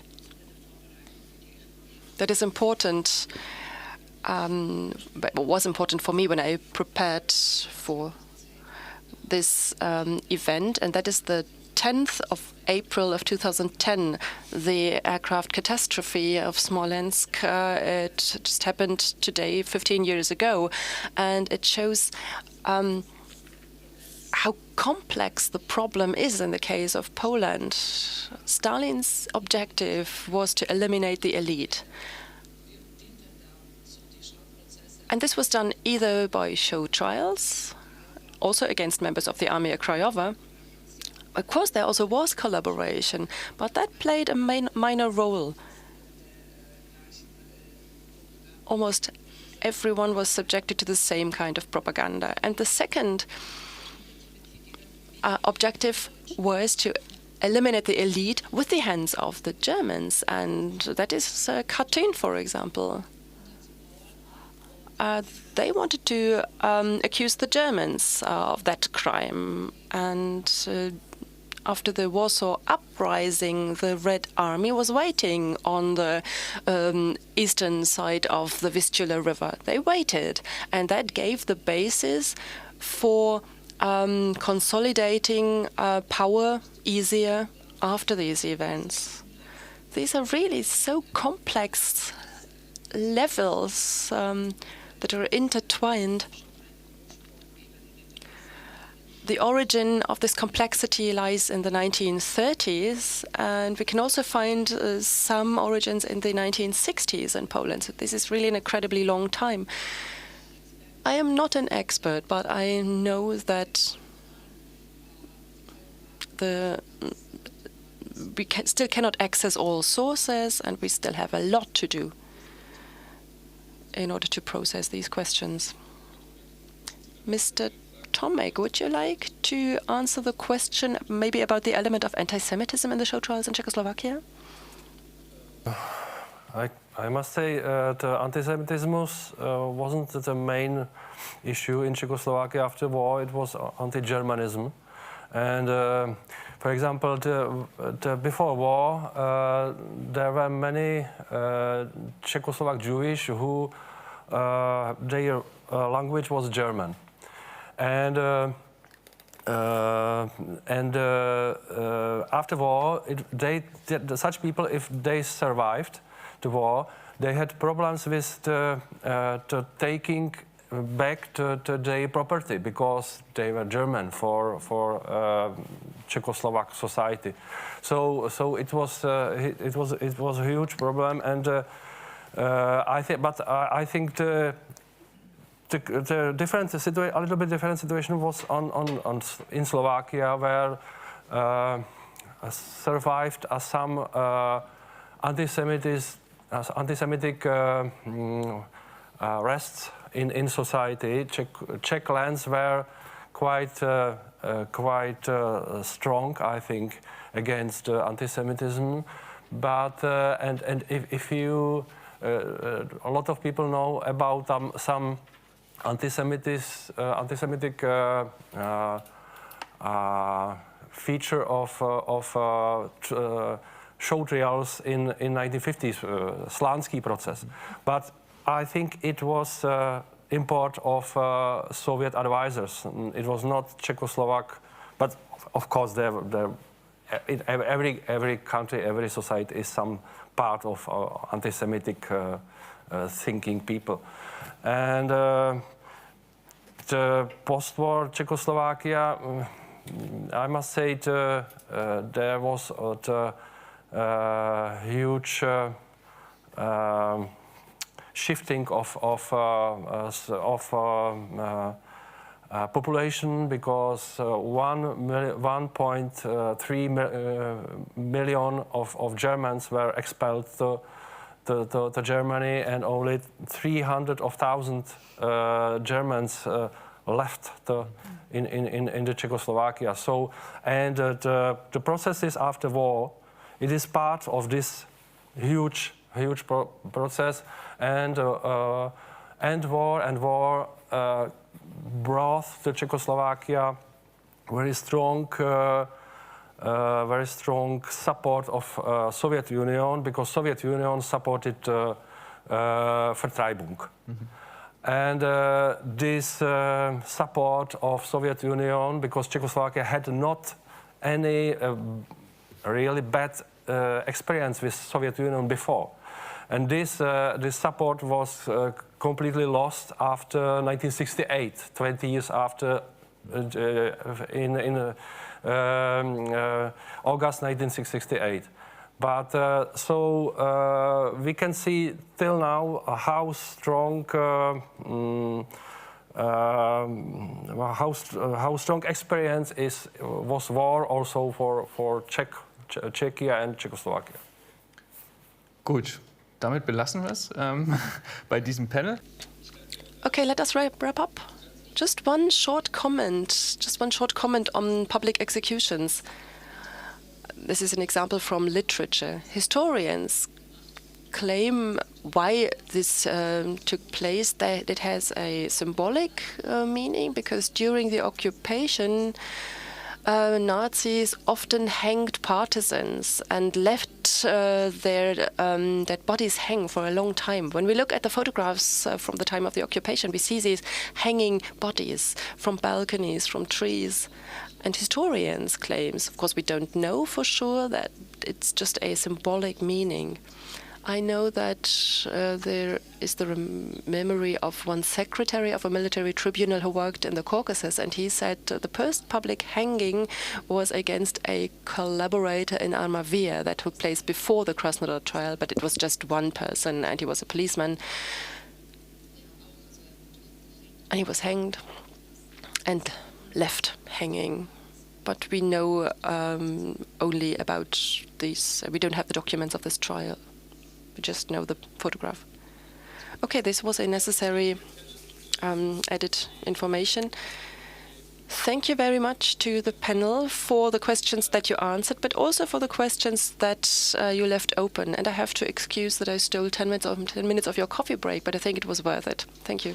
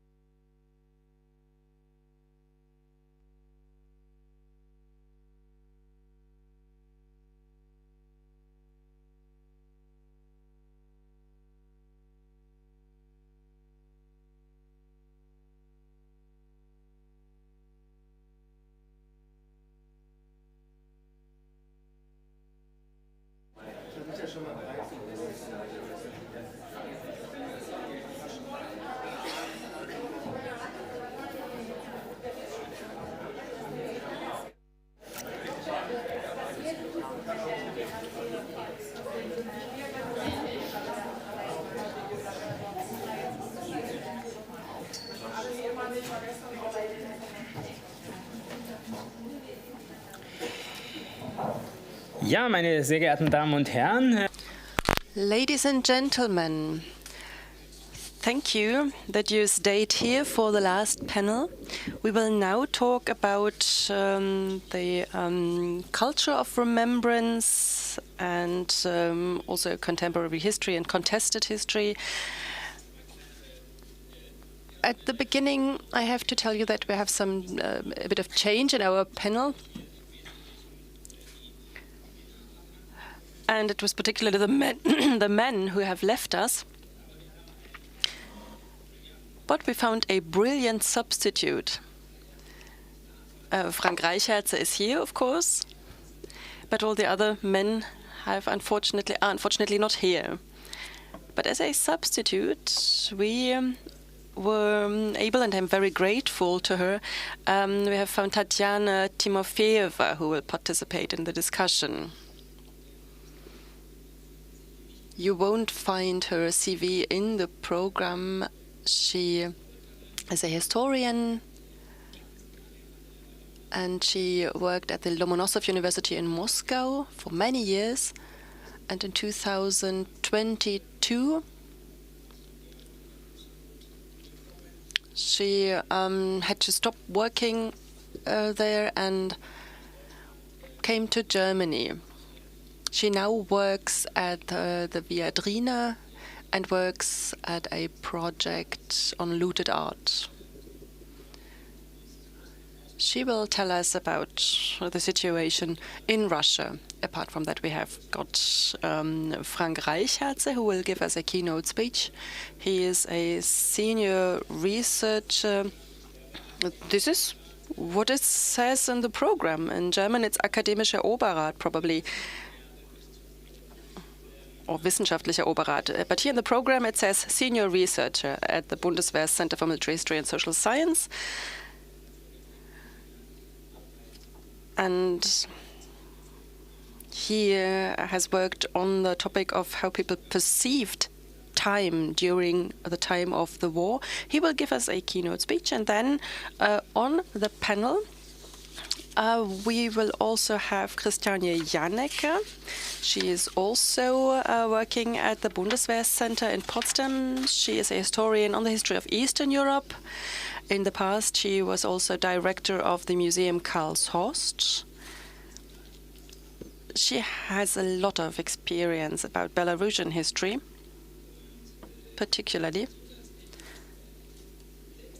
And last but not least, we were able to invite Lucia Vervechkiene from Lithuania. She is a postdoc at the Lithuanian Institute of History and also an assistant professor at the Institute of International Relations and Political Science at the University of Vilnius. Now I presented the participants, and I would now like to pass the floor to Frank. Ja, Stefan, vielen Dank. Thank you very much. I'm delighted to be here, and we'll now enter the long end of our conference. But first of all, I'd like to say some personal words of thanks, first of all. Thanks to the organising team. I was partly involved in that, and I wanted to say Amelie, Christiane, Robert, Adam, Jörg, unfortunately, who cannot be here today. It was a wonderful experience to work with you. I really, really enjoyed it, and I think, up to my presentation at least, it was a really successful conference. I also want to thank our host, the Federal Foundation, for the reappraisal of the SED dictatorship, and linked to that, of course, is everyone who makes their work possible. The student assistants, Samuel, who did a lot, the travel office of the Bundeswehr, the interpreters, people at the buffet, all the other technical support. This is really my thanks to all of you who have been working behind the scenes. And that was it, really. No. I want to use the coming minutes to give you some impulses, maybe, or food for thought for our last panel, which really deals with debates, conflicts, and contentious issues. And you can see already that this is really about interpretation. It's not about what's true, what's not true. It's really about interpretation in the context of cultures of remembrance. And there, of course, interpretation plays a key role. I'm not going to start with 8th of May or 9th of May. Yesterday, we mentioned 23rd of August. I'm not even going to mention the 2nd of September. The date I chose as my entry point is 6th of June. Now you might think, well, okay, military historian, 6th of June, you probably mean the landing of the Western Allies of in Normandy. No, that's not what I'm doing. I'm actually not here as a military historian. I'm here as a contemporary historian. And 6th of June is also, it's not my birthday either. It's really not about the time of our contemporary existence. It's not the era of contemporaries, as Hans Rothfels once described it. It's really about the 6th of June, 1986. On the morning of that date, readers of the Frankfurter Allgemeine Zeitung, which is a rather conservative daily newspaper, quite important throughout Germany, were able to read a contribution of the philosopher and historian Ernst Nolte. The title was "The Past That Will Not Go Away," a speech that was written but could not be delivered.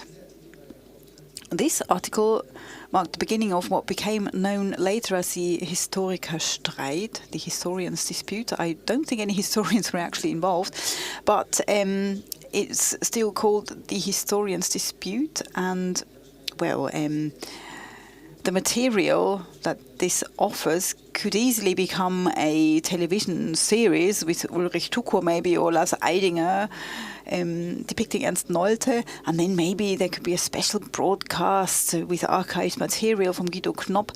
Anyway, the story of the historians' dispute offers everything. It's got good guys, bad guys, the cultural scene, the flair of the 1980s. It's got everything, I think, maybe apart from sex, but we could probably add that easily to the script. Anyway, the historians' dispute offers a lot of material, and it's quite enlightening as well in many respects.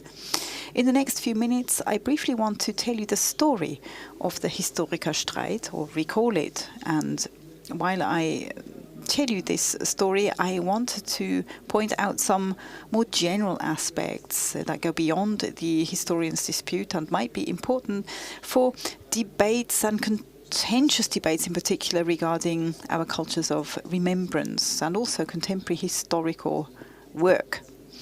So it's really about how do we deal with the past in the correct, in inverted commas, way. I'm using the historians' dispute to point some of these things out.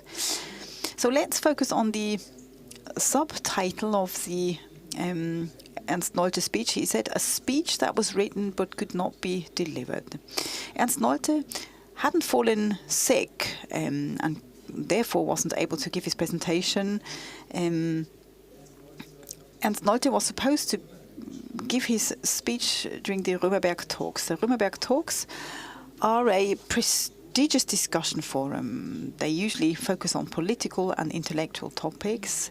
In June 1986, they were to be dedicated to how does one cope with the past, which was a highly topical issue in the Federal Republic at the time, because only a year ago, Federal President Richard von Weizsäcker had delivered his famous speech on 8th of May in 1985. It was mentioned yesterday to mark the end of the war, the day of liberation, the day of defeat.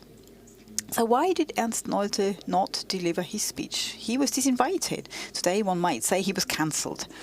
The official justification put forward by the organizers was that they were afraid of a hardening of fronts and polarization through Nolte that would then be detrimental to an open discussion. Nolte's proposals, which had been published broadly for some time and had been debated in academic circles, that was the argument, would likely have triggered such a strong public reaction that his presence would have jeopardized the discussion. So that was the arguments that were brought forward by the organizers for disinviting him.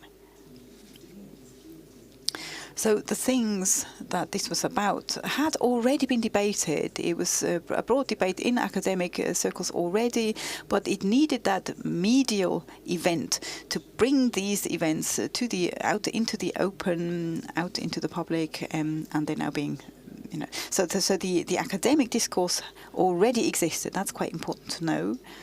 So the historians' dispute does not start with this article. It was an ongoing dispute amongst historians already, and it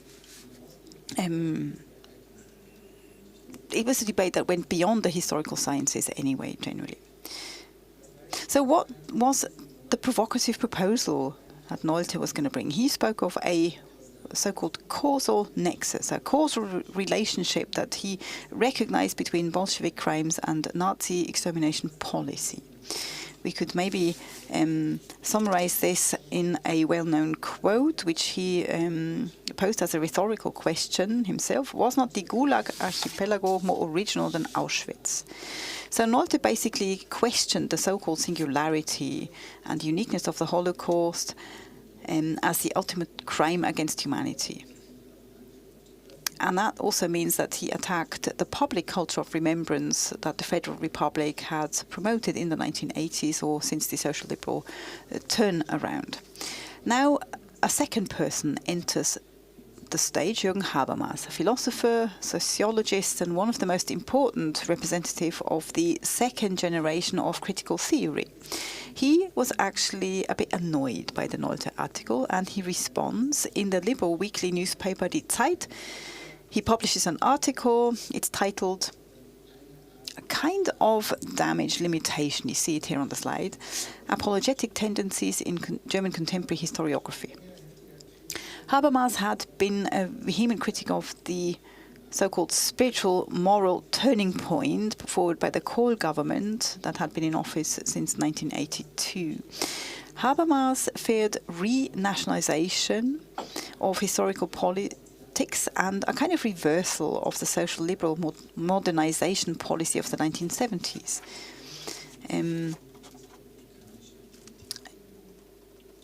And Nolte, so kind of is the last straw, one could say, and instrumentalization of the past, well, it would be an interesting point that we could debate more generally anyway, but instrumentalization of the past is really nothing much to do with historiography itself. It's really a much broader context that plays a key role here, societal, political context, and so on. So Nolte was trained as a philosopher initially, and only later becomes a historian. Habermas is a sociologist and a philosopher. It's actually quite interesting that this thing is called historians' dispute, even though the main actors weren't really, at their core, historians, if you like. So they somehow dealt with history and the past.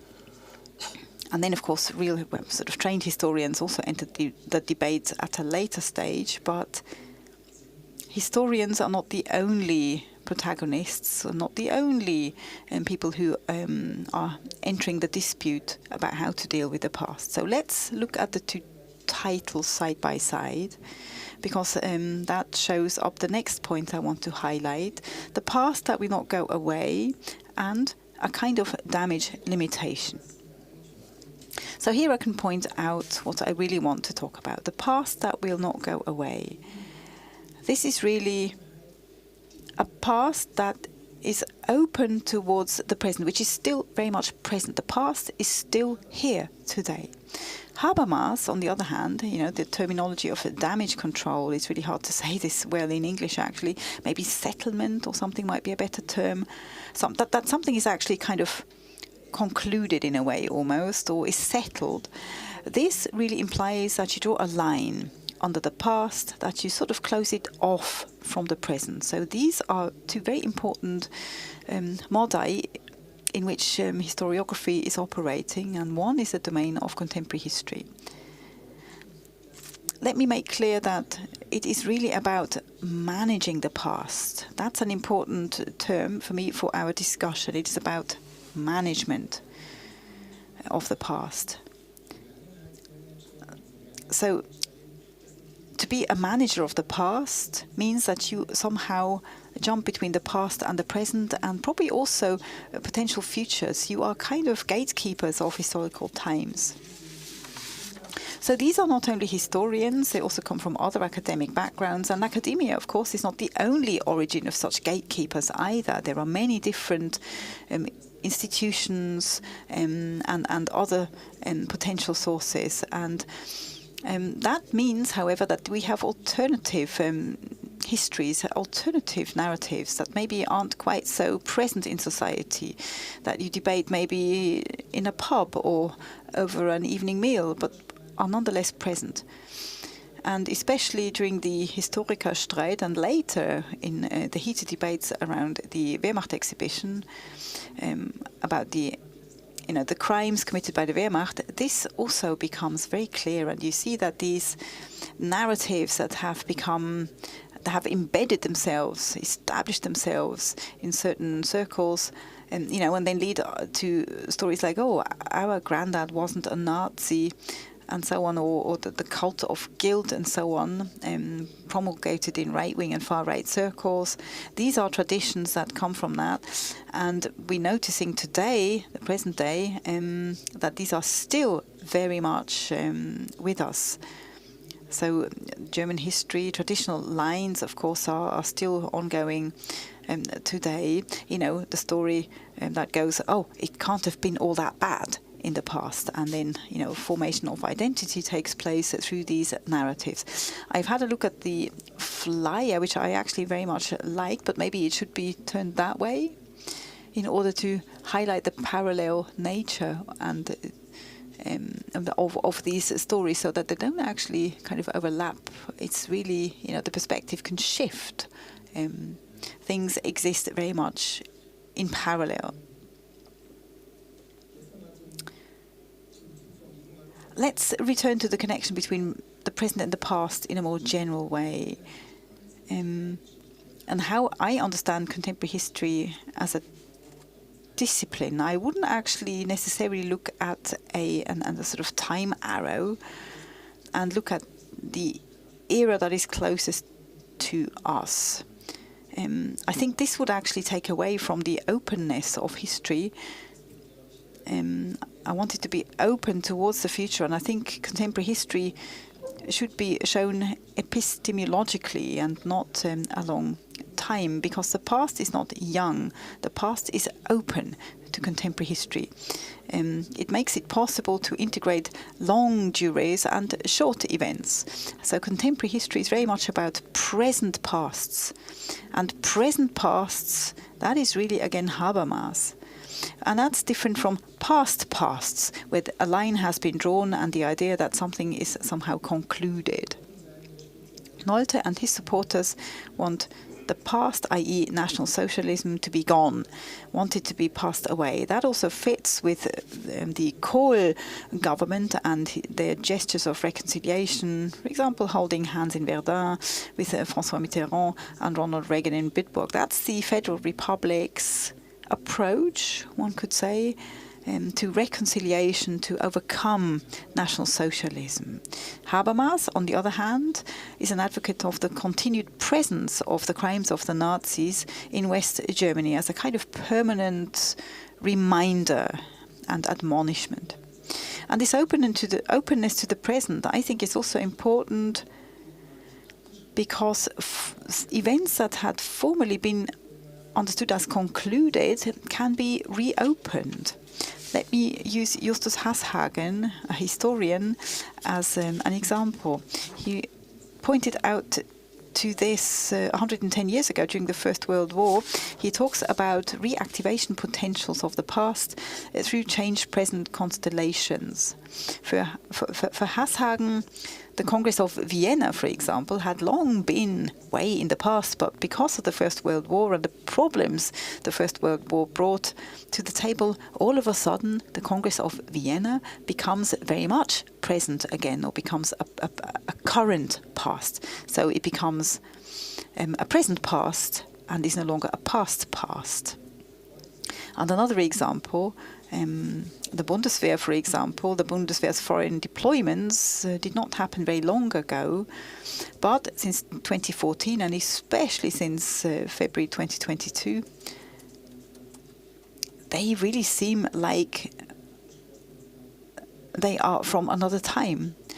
And the Cold War, that also was understood as concluded, suddenly feels very much present once again. So I think we need to play with time much more and not regard it as something that is necessarily linear. And that is really what is special about contemporary history, which sets it apart from other types of history.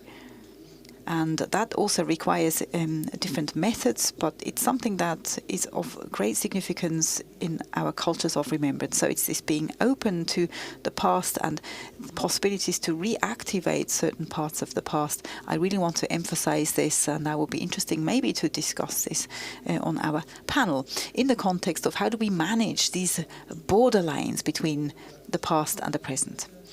There's one small thing, because it was mentioned yesterday, Enrico, I think you referred to it, Historians Dispute 2.0. That goes back to an essay by Dirk Moses, an Australian-born scholar who teaches in the US. It was titled The Catechism of the Germans. It was published in a recommendable online magazine. It's called History of the Present. It's interesting. It's actually a reference to what I said earlier in the title of this medium. Anyway, the Catechism of the Germans. Moses criticizes German memory culture. So he's an Australian who teaches in the United States. His criticism is that German memory culture is very normative. It's almost religious, rigid system that is based on the unique singularity of the Holocaust. And he calls this attitude a catechism, because the Holocaust is presented as an incomparable crime and takes up a central position. Moses argues that this pattern of interpretation actually marginalizes or relativizes other historical crimes, especially colonial acts of violence. And with this focus, according to Moses, German memory culture limits productive discussion about post-colonial events or a global story of violence. So Moses actually calls for decentralized memory that also takes seriously non-Western perspectives and recognizes interconnections between different histories of violence.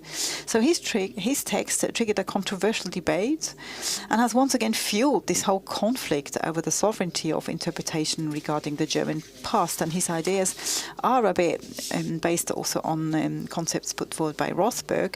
Quite interesting. His book, I think, collection was published in 2009, but translated into German in 2021. So quite some delay.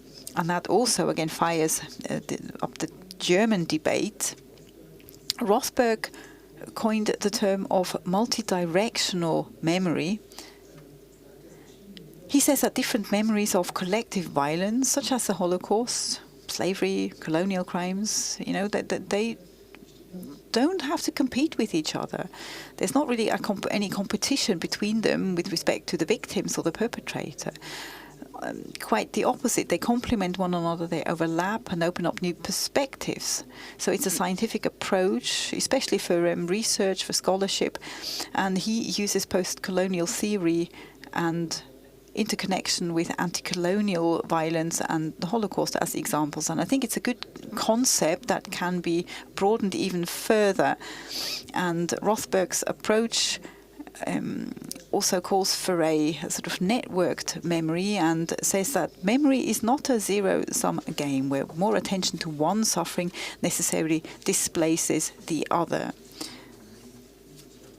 or somehow pushes out the suffering of others. So these are the points, very briefly, in summary. These are just the key words that I referred to. We could maybe leave them up for the panel. Maybe, or not. Anyway, that concludes my presentation. Thank you very much for your attention, and I look forward to our discussion.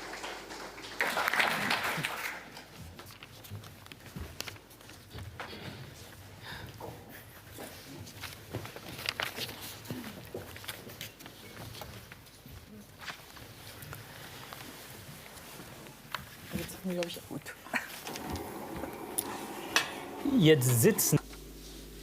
Now you are sitting on the wrong side. You're not sitting in front of your name badges.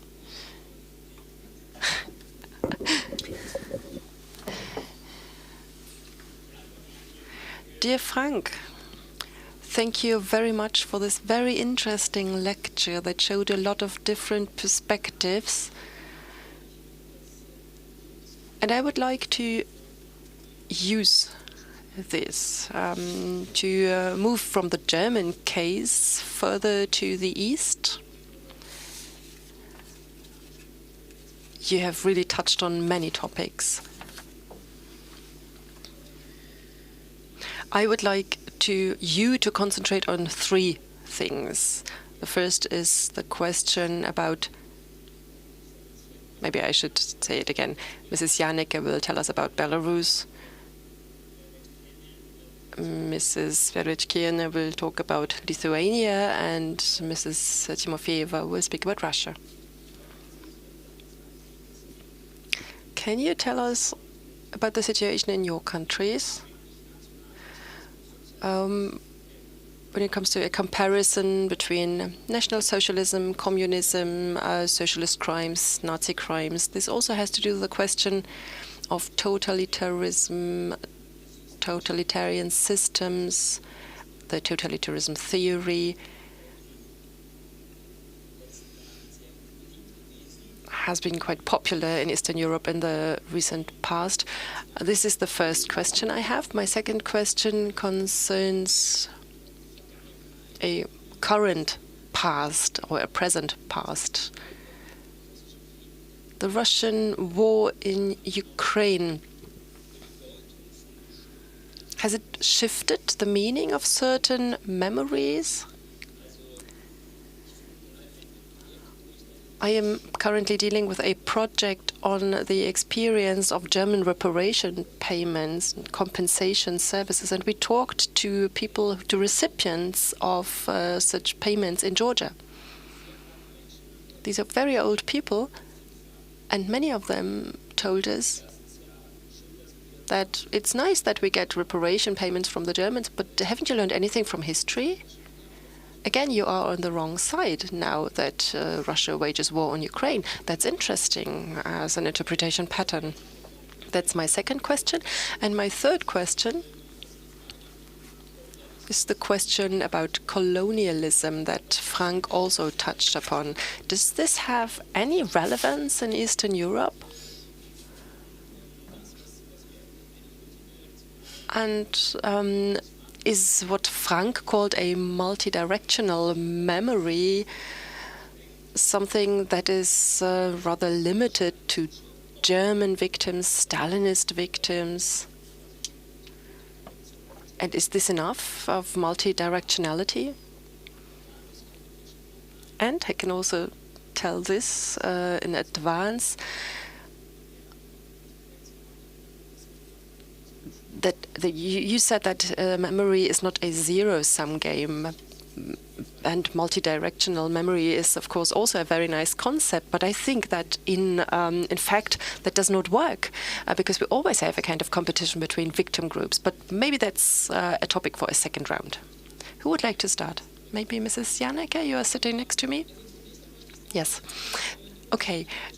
Igor Stankiewicz was meant to speak about Belarus, actually. That would have been much better, of course, if somebody from the country itself could have told us about the situation, but he couldn't come here. I was actually planning to give some more information about the German situation after Frank, but now I will talk about Belarus. When I orient the three topics that you mentioned, I would like to give a chronological impression on Belarus. The first question touched upon the memory of National Socialism and Communism, and, as far as I've understood the question, how totalitarianism theory was received there. That did not happen in Belarus at all. Remembrance of communism or the repressions hardly ever takes place there. And we have to look back at the chronological development in the country in order to better understand what is remembered and what isn't. Until the Declaration of Independence in 1991, Belarus was a country under Soviet rule with Soviet narratives. A lot of that had stayed, but there but there are also some national new narratives. Between 1991 and 1994, when Lukashenko was elected, democratically by the way, there was a phase of a democratic development and a lot of developments that Belarusians can only dream about today.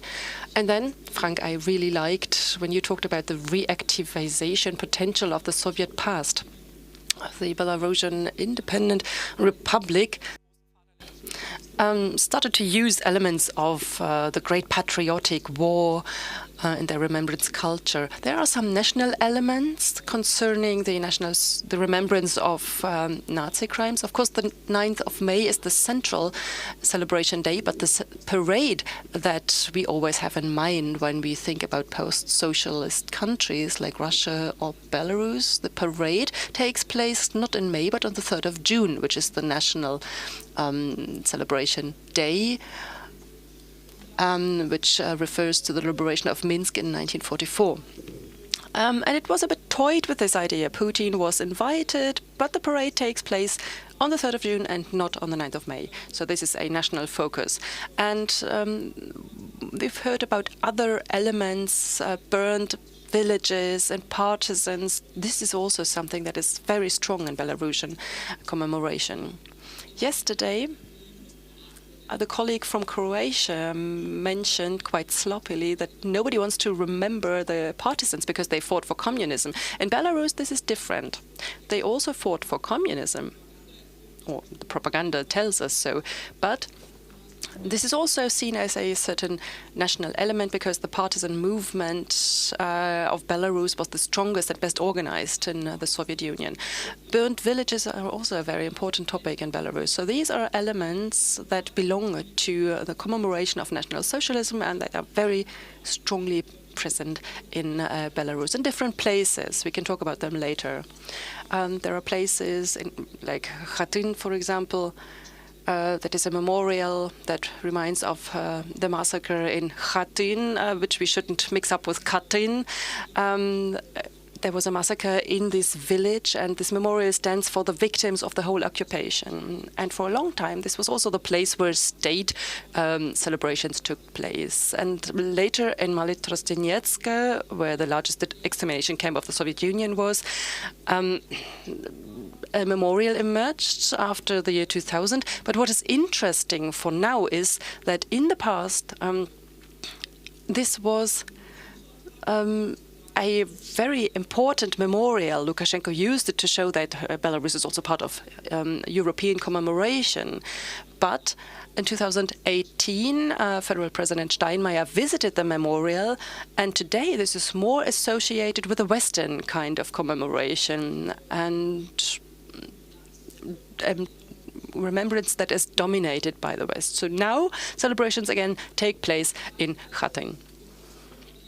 So we can learn a lot and speak a lot about remembrance of occupation and National Socialism, but we can hardly speak about remembrance of Soviet repressions.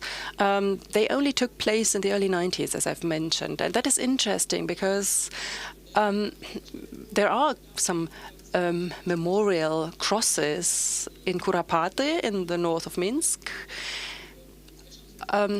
This reminds of people who were shot by the NKVD, but actually this kind of commemoration was limited, even stronger in the past. And depending on which side Lukashenko orients at, this place is used more or less. Now he orients more towards Russia, therefore you can't go to Kurapati to commemorate. And the current past and the war in Ukraine is also something where Belarus plays a special role compared to other Eastern European countries, because it stands on the side of Russia, not as an active party, but it's very strongly participating and offers its territory for shooting missiles, for example. So there is a strong military connection, but of course also an ideological one. Belarus highlights the alleged brotherhood between Ukraine and Russia, and says that they are ideologically supporting the same objectives as Russia. What is interesting, and we always have to bear that in mind when we speak about Belarus, are the repressions of 2021 after the manipulated presidential elections, which were much stronger than the repressions that took place earlier. There have always been repressions after elections, but in 2021, repressions started to an extent that nobody had expected. And we all know that an exile government was established in Vilnius.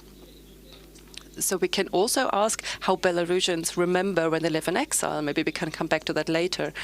But with these new repressions, a narrative was reactivated that was already there. It has also been there in Russia. That is the genocide of the Belarusian people. That is a very strange situation, because it means, and again, it's the kind of present of the past.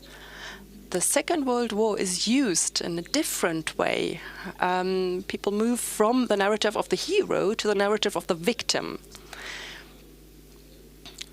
Belarus now states that they were victim of a genocide during the Second World War by occupation and Wehrmacht. This is something we can discuss about, and maybe lawyers would, or legal experts would say that it's not a genocide, but it was a kind of extermination policy.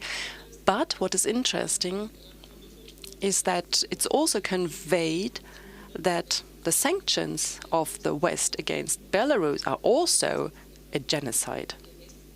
So this is something that the West is at the moment afflicting on Belarus. And this means that Belarus again positions itself as a victim, which is completely new for the recent development.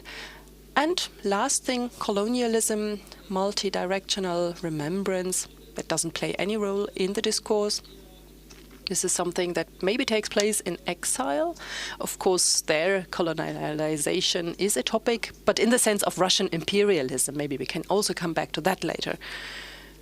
And concepts such as a multidimensional remembrance or other totalitarianism theories that could be dealt with critically in order to speak about remembrance. How does it work? What kind of impact does it have? And what groups of society participate? There is no discourse about that in Belarus, maybe in the exile, but that's a different story.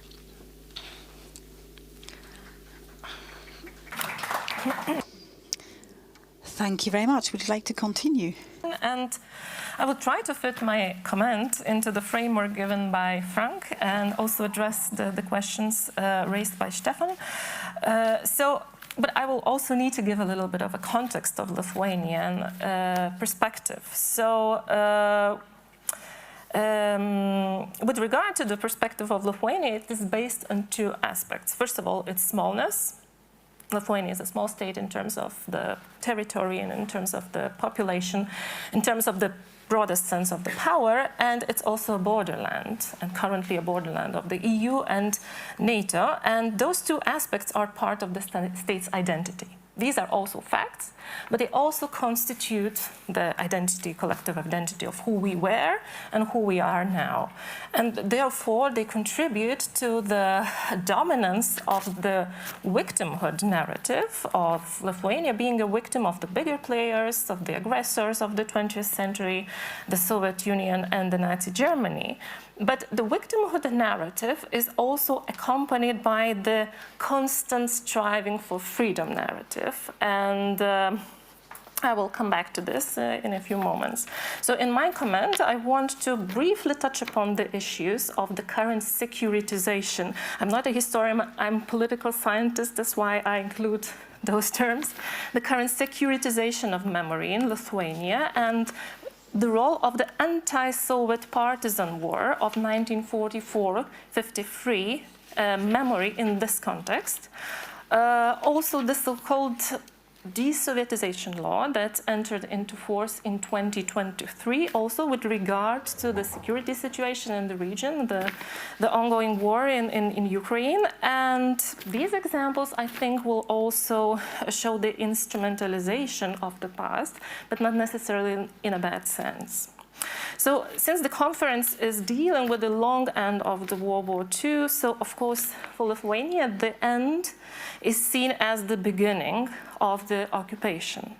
But with the term occupation, we have a debate. Can we actually apply the term occupation to 50 years of the Soviet rule? Or do we need to come up with different terms? So I personally use the term Soviet regime, but of course we need to remember that it was reinforced, it's enforced on Lithuania. It was not the matter of choice. And that also leads to the question of totalitarian and totalitarianisms, because in the early 90s, already in the late 80s, before re-establishing the statehood of Lithuania in March 1990, there was also a debate, do we call the Soviet regime totalitarian as such, or do we call it, of course this debate came later, do we need to acknowledge that in 1953 the regime has changed to some type of authoritarian regime. So that was a debate that took place after 1990 and also in 2000. And I would also like to stress the aspect of the memory of the so-called post-war in Lithuania, the war after war, the anti-Soviet partisan war, because of its importance for collective memory of Lithuania, and it's also the activation of this memory, especially recently, but already after 2014, once again, the geopolitical challenges in the region after the annexation of Crimea. So this anti-Soviet partisan war is a crucial part of Lithuanian identity, but it's also a problematic one due to many aspects. I will very briefly touch upon them. And we could say that it is securitized in a way, and we can see an example of securitization of memory. The anti-Soviet partisan war, it's seen as a potential target for the foreign propaganda, for misinformation, and therefore it must be defended. Memory must be defended. It's a term used by Maria Malkstu, an Estonian scholar.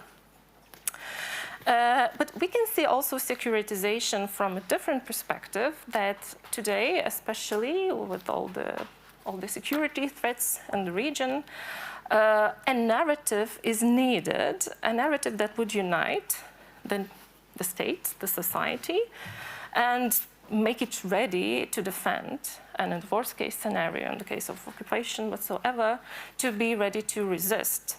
So the anti-Soviet partisan war memory is instrumentalized to meet the current needs of the society today in this security situation. But once again, it's a debate, and it used to be a big debate among historians. How do we define, first of all, how do we define the partisan war? Because at first it was seen as armed resistance to the Soviet rule. But then historians decided that the right term would be the partisan war, because based on the actual intentions of the partisans, the techniques that were used, and so on. So the definition, armed resistance and anti-Soviet partisan war whatsoever. And of course, the third aspect, the Holocaust memory and the Holocaust history, and the involvement of a small number, but still a number of the partisans in Holocaust. And that also complicates the the memory, but also the investigations of the anti-Soviet partisan war. So I'll just very briefly jump into the current developments and the so-called desovietization law, because it also brings up many debates, especially on collaborationism. How do we define collaborationism under the Soviet rule, with the Soviet rule? Do we define it similarly as collaborationism under the Nazi rule? Can we use the term collaborationism with respect to the 50 years of the Soviet regime? So that is an issue with regard to the desovietization law that is aimed to ban the display of symbols promoting totalitarian and authoritarian regimes. So both Soviet regime and the Nazi regime, the Nazi occupation are meant in this example. But once again, it's controversial because what is a display of the symbol? What is a symbol promoting the regimes? How can we define collaborationism? Do we have to get rid of the relics of memorials to famous writers who were good writers, but who also promoted the Soviet regime? So many questions with regard to this issue. And colonialism, I think, as in the case of Belarus, is rather seen as a question. It's also an academic question. Can we apply colonial and post-colonial theories to Soviet regimes? Can it be seen from that perspective? So I think I end it here. Thank you. Ja, also gut. Also meinerseits. Thank you very much for the invitation, which I accepted very happily for many different reasons, not least because I am currently preparing. I am also participating in other events, and at the moment I speak a lot about the changes taking place in the Russian and post-Soviet narratives that have taken place after the beginning of the war. Here, so many experts have gathered, and of course, I don't have to present the narratives or mottos of the Soviet Union and the post-Soviet ones, and it doesn't make sense, I think, to tell of the perestroika as a turning point in commemorization.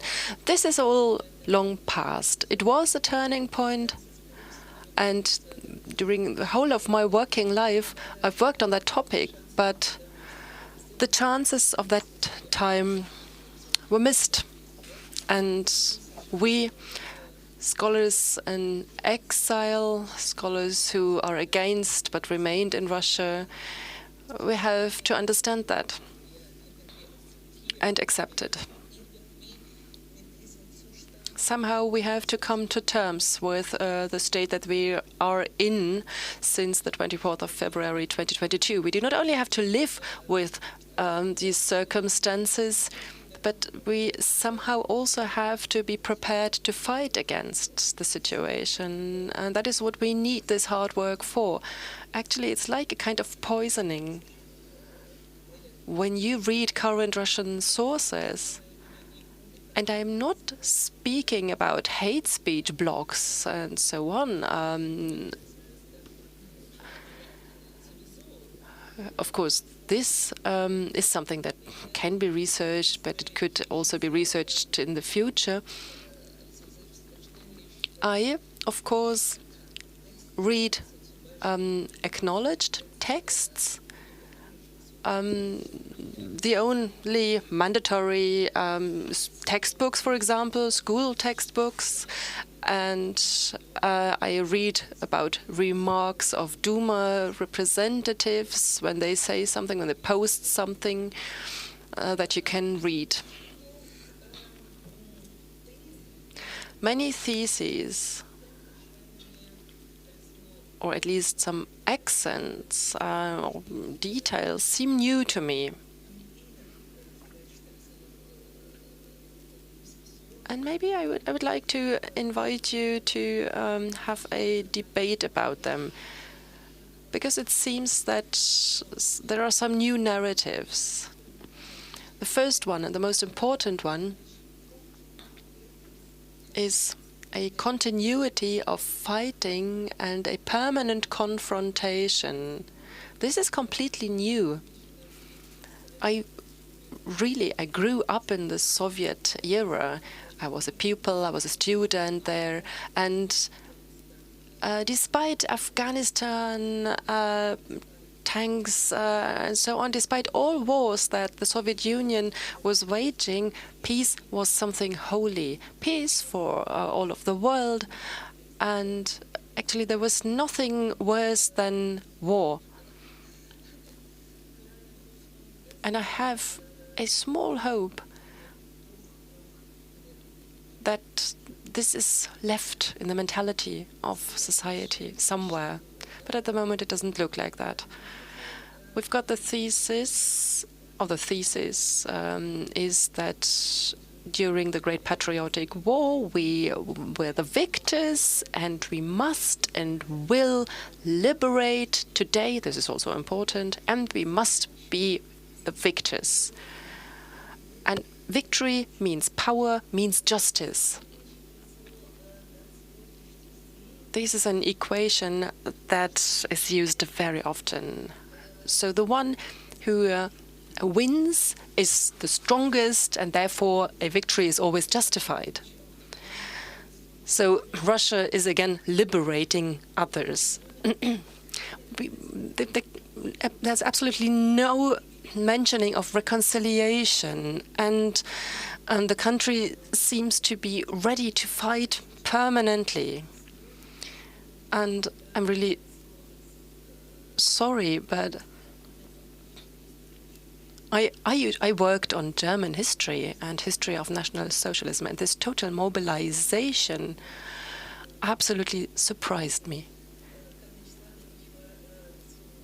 I was absolutely not prepared for it. So the permanent and saint heroism of Russia and the central role in liberation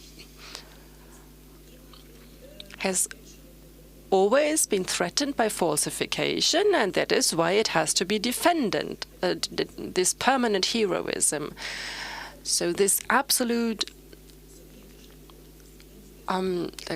singleness of the Soviet people is also something new. The Western allies were never honest and had only asked the Soviet Union for support in order to give them the main burden of the fights. Apart from that, the Western allies always wanted to destroy the Soviet Union with the help of Hitler or without Hitler. I really have to say sorry for these words, but this is what my research has shown. So nobody speaks about scientific debates or any other way of thinking. So patriotism has to be shown everywhere as a sign of absolute love and as a sign of belonging to us. Because if you don't belong to us, you belong to the enemy. That was an absolutely black and white world. Secondly, there are still two wars, the Great Patriotic one and the World War. But the victory of this war is unique. It belongs to the Soviet Union and particularly now to Russia as its successor state. This is nothing new. However, there's not only the problem of collaboration, but a whole assessment of national movements has to be reassessed. In the past, collaborators were rather a minority or really few, although maybe they were there in the Baltic states or in Ukraine. But now, all countries, Western Ukraine particularly, were Nazi collaborators, and that is awful. Eastern Ukraine, there were only good Russians. And they were fighting together with the whole Soviet Union and Russia, against the fascists. The other ones were all on the side of Hitler.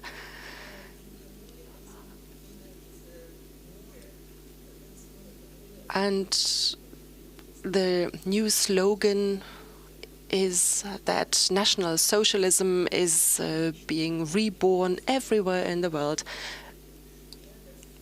And we all know the memorials and the museums, as Karlshorst, for example. And I've read many times that all of these memorials are now contributing to this re-emergence of National Socialism. As I guess, Mr. Visayev, representing the party United Russia, said in the Duma, for example. And he now recommends how to assess these things in light of the anniversary celebrations. To me, this is absolutely awful, because we are really far away of coming to terms with the past. I think we, of course, learned a lot from the German memorials, but now we learn that pupils at school should only learn that National Socialism is re-emerging in Germany. And that's really crazy.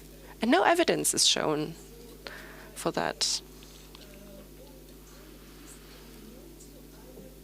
And all of this only leads to a drastic crash in public memory. Yesterday, the State Duma took a law on the perpetualization of the memory of the victims of the genocide of the Soviet people during the Great Patriotic War. No group is mentioned. The whole Soviet people was a victim of the genocide implemented by the Germans. So this again will pose questions for upcoming conferences in Russia. And of course, I looked at the website of the MGU, of the State University of Moscow, what they will do in May.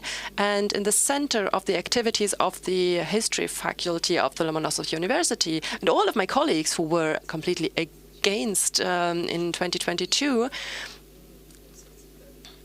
there are, well, I quote, all scientific conferences on the Great Patriotic War will show that the war was a turning point in modern history. And this has, again, to be shown in view of the 80th anniversary. And rituals such as laying wreaths and so on have all got to take place in a certain instrumentalized way. It all reminds us of Soviet times, but it has become even more aggressive. So it shows a permanent confrontation, and it shows the will to continue the holy role of Russia. And this seems new to me. So research is dealing with these questions and also with the question of resistance and other research questions as lootings, rapes, or something that was unholy. These are questions that are completely neglected or have even become illegal. I was really prohibited to work, and when you deal with such questions, you can be charged. New laws have been adopted, and they could have been used against me because I do research on German history. In March 2022, I was asked a lot about denazification in Ukraine, and at that time I said, I can't say anything about that topic. When we talk about denazification as a term, as a process, and so on. So we are actually part of a very bitter battle, but I still have the hope that the permanent threat is will not become a characteristic for Russia. Maybe we will survive this time somehow. However, we dearly need education.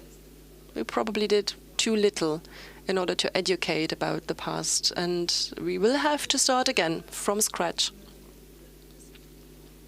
But this will take an enormous deal of work, because we do not only have to convince the Kremlin, because I think society has really accepted these theses. Thank you, and sorry.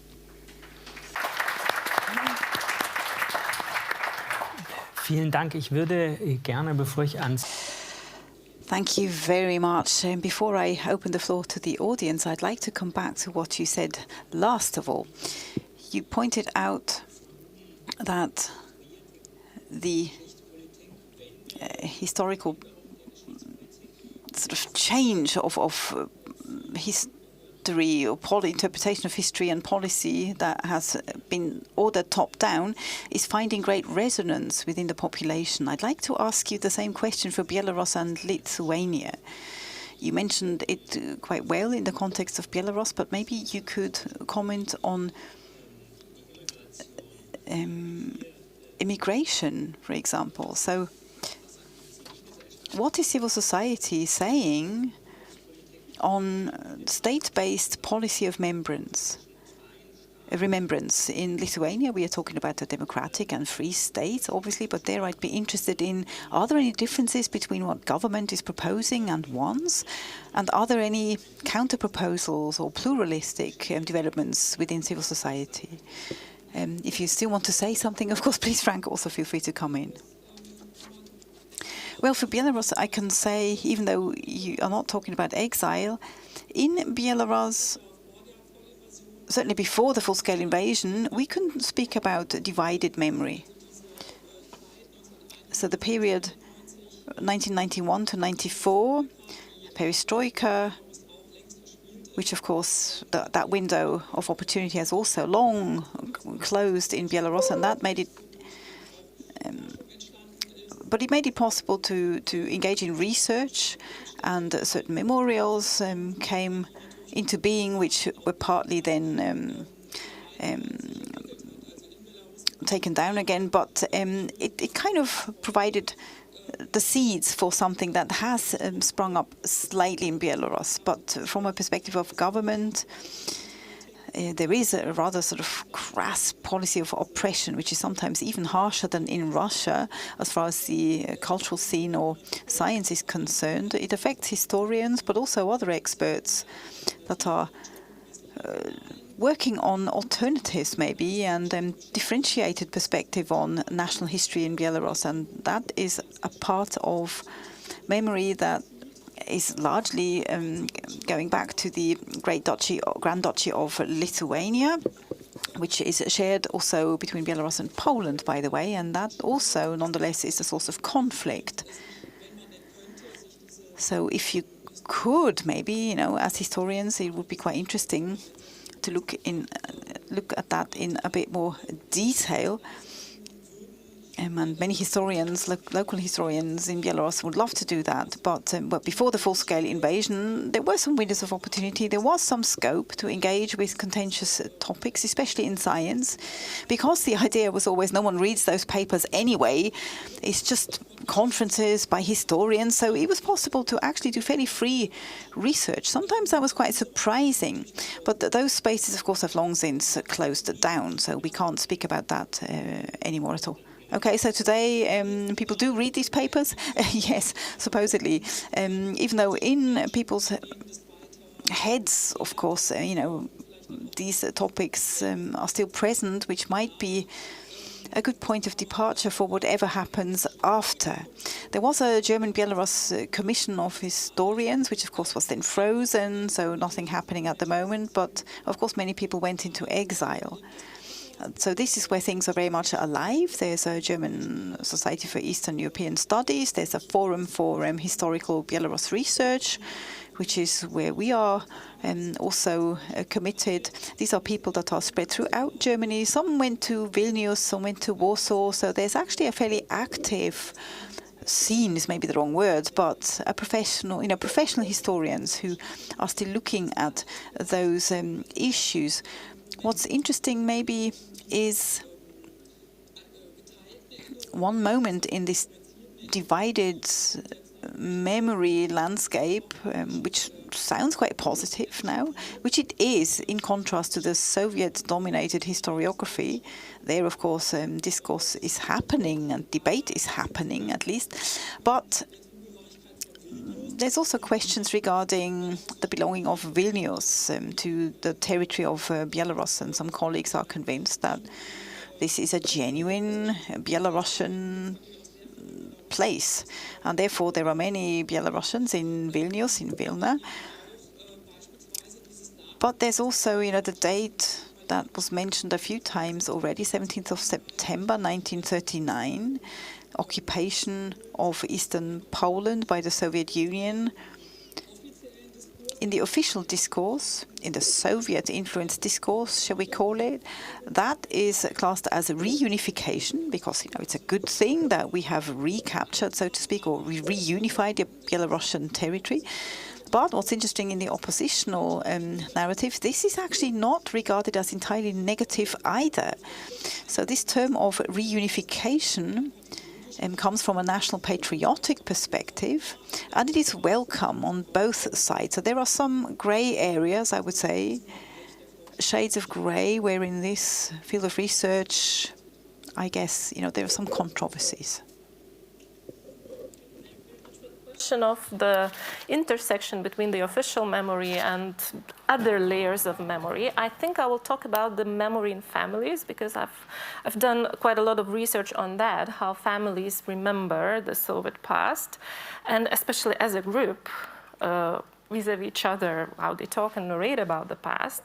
So I came across this conclusion that official memory has, of course, an effect on how people remember the Soviet period, because they all are referring to repressions, and especially, of course, to the Stalinist repressions. And even though the family directly was not oppressed, they are referring to other families, to extended family that was, for instance, sent to Siberia and so on.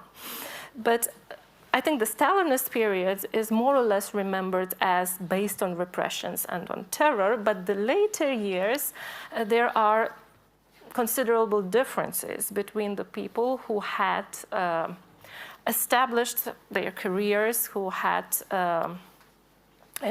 a status in the society, and of those, of course, who came from the deportations, who had to face the challenges in order to find a job, and so on. So there are the divisions of how the later years, the 60s, the 70s, the 80s, are remembered in the society. And then once again, we have a very unified picture of what was going on in the late 80s. So the freedom movement, Sayudis or rebirth, that actually led to independence of Lithuania. That is already a very unified image of the nation that is willing to go to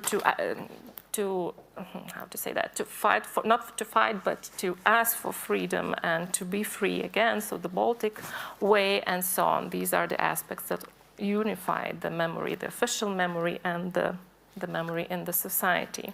With regard to the Holocaust, of course, there are many issues, whereas the official remembrance, of course, commemorates the victims and identifies the perpetrators, but the aspect of the memory of the so-called implicated subjects, that's the term used by Michael Rothberg as well, it's more complicated. The local memories, the local memories of the potential involvement of family members, not in shooting, but in somehow, I don't know, organizing the ghetto or taking the things from the Jewish neighbors.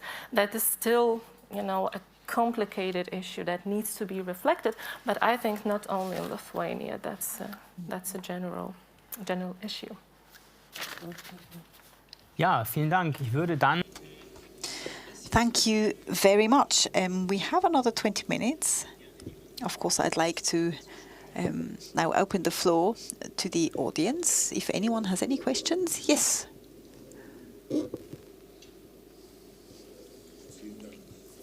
Thank you very much. I have a question to Ms. Timofeyeva.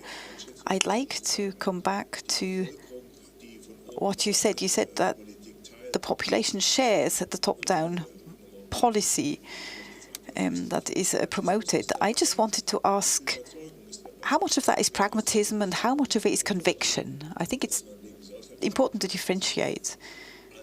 I think, of course, it's understandable that you don't want to make your everyday lives more complicated than it has to be. Therefore, maybe there's pragmatism. Yes, thank you for that question. I'm asking that question myself, and it is the most important one to me. And I can be very open in saying I don't know the answer. In Russia, for a long time, even before the war,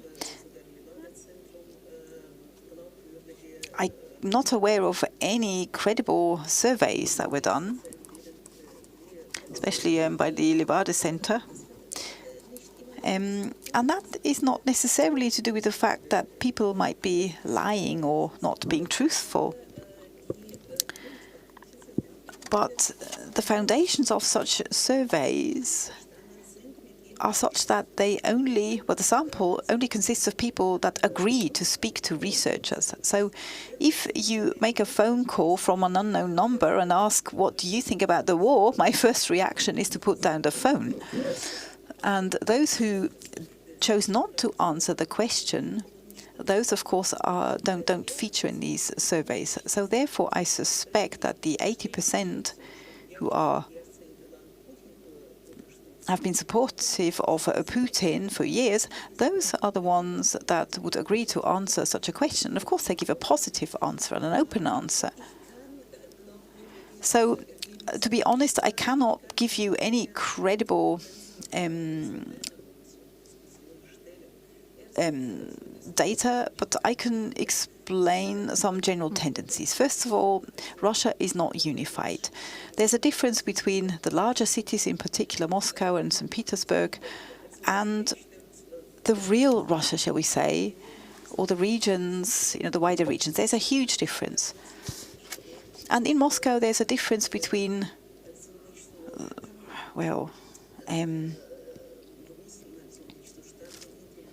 those who are maybe not as intellectual, ordinary people and intellectuals. So there's a huge difference there as well. I would swear that in the first weeks or maybe months up to the summer, none of my friends and acquaintances, was willing to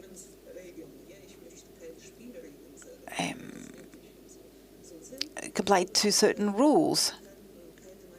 So none of my friends and colleagues would have done anything to support the war efforts. They at least said, okay, we want nothing to do with that. And our dean at my university, his reaction surprised me. They said, historians shouldn't say anything about current events. That's not our subject matter. We'll distance ourselves from it. And our dean has researched on Mussolini for his entire life. And anyway, there were still some official guidelines that were implemented at our university, and I do find that quite unforgivable that we were forced into certain actions. Then the Putin regime, again, I can speak a little bit about regions because standards of life, of course, in Moscow are much higher. There are many more officials living in Moscow that have connections to Putin. That is yet another side of Moscow. Many people in the regions are critical, but during Soviet times there was already a widespread mindset which says, I'm faithful to my country no matter what happens. So to differentiate between one's country and its regime, that is not done very widely. And even though Stalin was criticized widely, there was still the common saying, oh, well, he led us through the war and so on. So the country is always equated to the regime. So I suspect that it's no more than 20% maybe who were strictly against the war. Many left the country, but, well, I'm envious of Belarusians. They are much better organized, an opposition, I mean, much better organized, even though there's greater terror than in Russia. In Russia, it's still a bit random. It's not in Belarus. So, yeah, my answer is a bit helpless, really.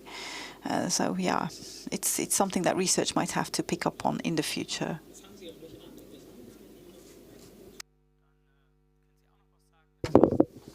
Eine Runde, genau. Okay, maybe some more questions. Thank you very much for talking about the culture of remembrance and the policy of remembrance in the different countries. Now, I've got a question. I know that there hasn't been any research on that, but what is your impression when I think, what do you think? Do people who visit the memorials really understand? And do the places of remembrance of the Second World War, who visits them? And are the visitors voluntary visitors? Who organizes these visits? And yeah.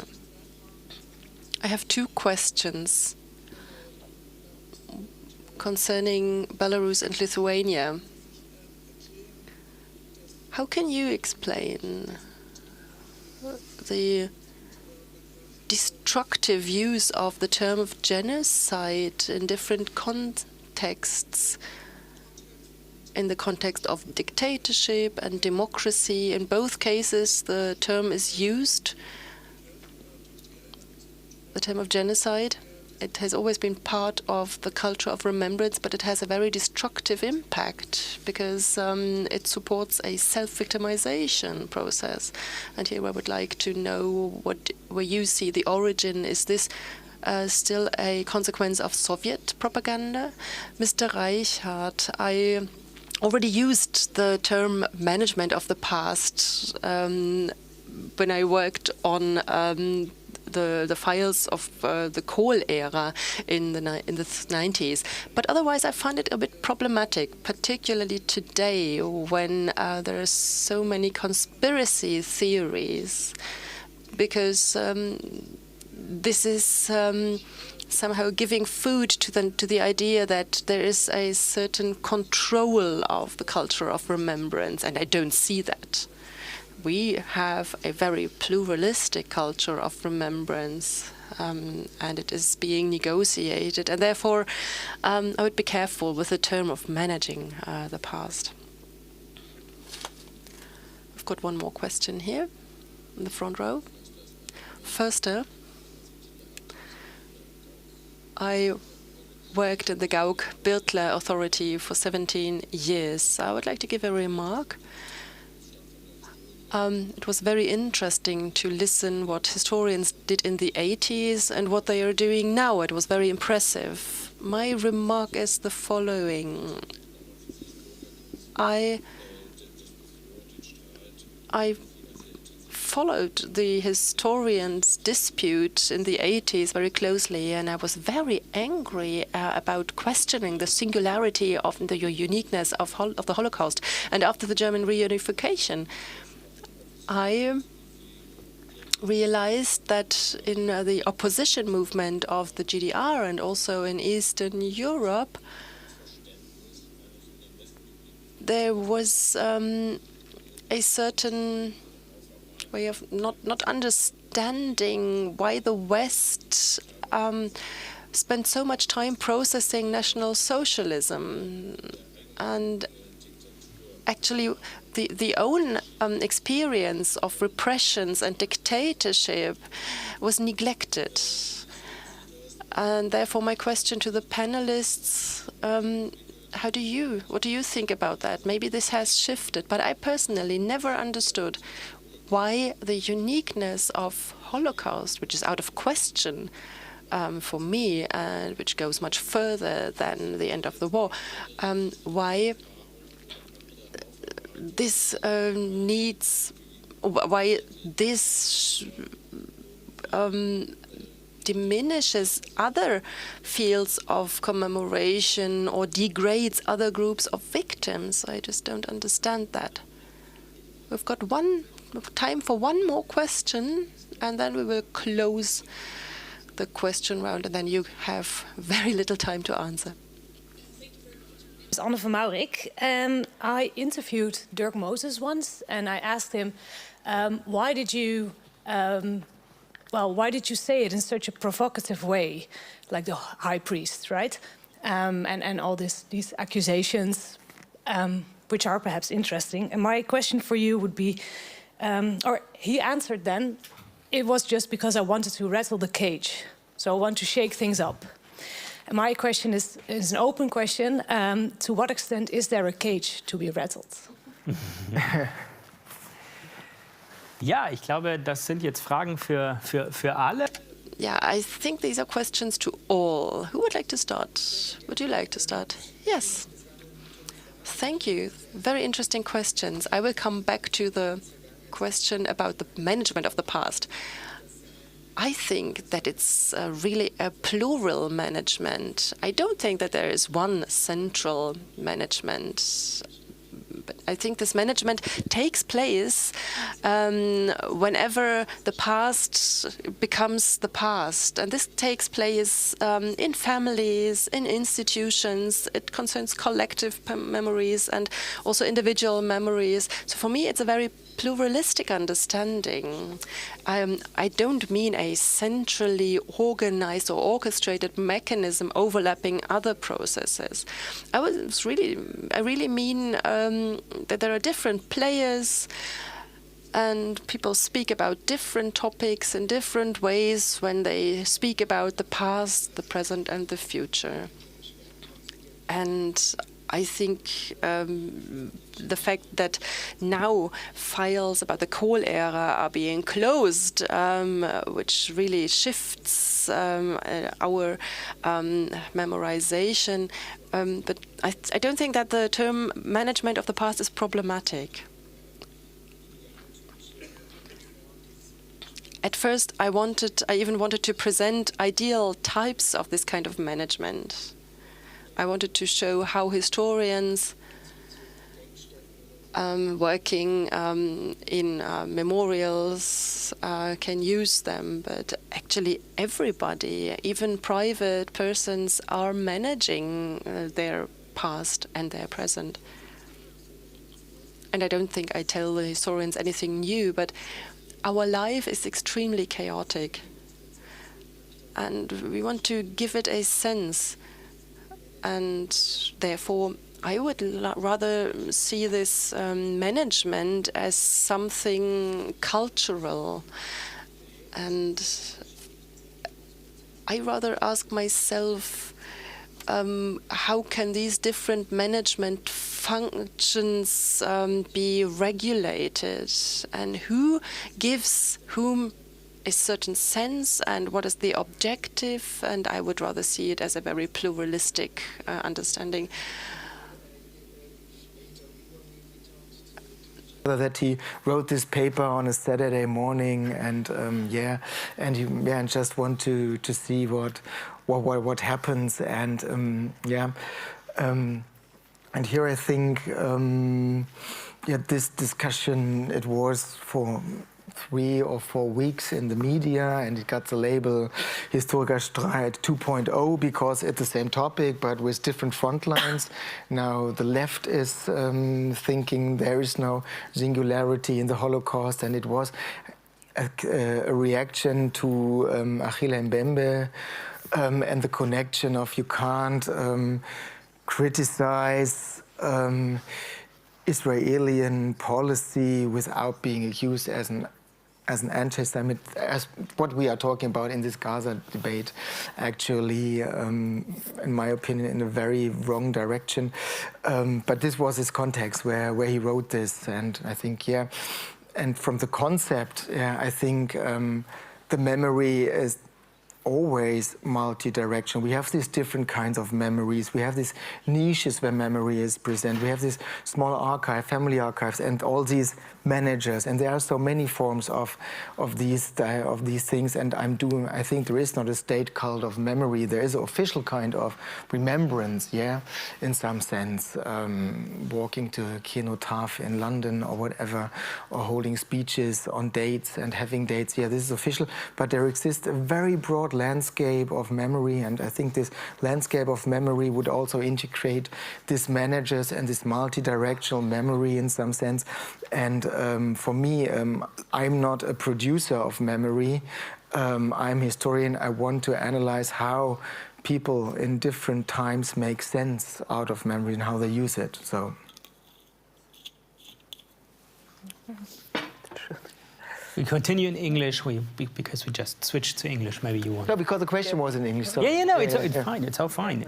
Okay. Go ahead. So I think I will try to respond to the question about the usage of genocide, which I think it also surprises me and my fellow colleagues who are the younger generation of scholars dealing with the past, because genocide. The issue of genocide of the Lithuanian people was very much on the political agenda of the 90s, where the international situation was still shaky. It was still unclear. That's why I think the rationale behind pushing this concept was to recognize the illegality of the occupation of Lithuania, and then to present the repressions against the people as a genocide. I think from today's perspective, it seems, we need to see it critically. But back then, I think the politicians simply saw it as the way to push forward the idea that the occupation was illegal, that Lithuanians were repressed and tortured and killed, and that the new re-established state is a legitimate state. But of course, from today's perspective, we all see the problems of this concept. And there is still, unfortunately, we still have the genocide in the meaning of genocide of Lithuanian people in the official name of the memory institution, Lithuanian Genocide and Resistance Research Center. But I think that, this aspect is more and more critically assessed, and it's not on the agenda anymore. And with the management of the past, I think it's a very nice term, but when we think about the developments, not only in Lithuania, but in the Baltics and the eastern part, I think it's the management of the past under really difficult circumstances, because we have to acknowledge the challenges that we are facing. And of course, from the perspective of the decision makers, they are a little bit desperate in the current situation, also knowing that we all don't know what comes from the other side of the North Atlantic. So that is a challenge, and that is a challenge for the decision makers. And sometimes the politics of memory seems, we need to assess it critically. But on the other hand, they are operating in very difficult circumstances. Ja, dann schließe ich mich an.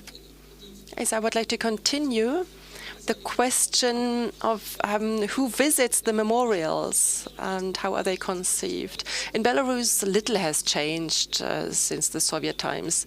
When I think of Trostinets and Khatyn, there we have not just a museum, but whole memorials, also with an outdoor space. And they are used as kinds of parks and places for leisure, and less as historical monuments. Until 2010, there was no information in Trostinets except for a small memorial plate which said so and so many peaceful Soviet citizens were killed here, without any context. This has changed, but I cannot answer the question how many people read this information and what the outcome of this education initiative is.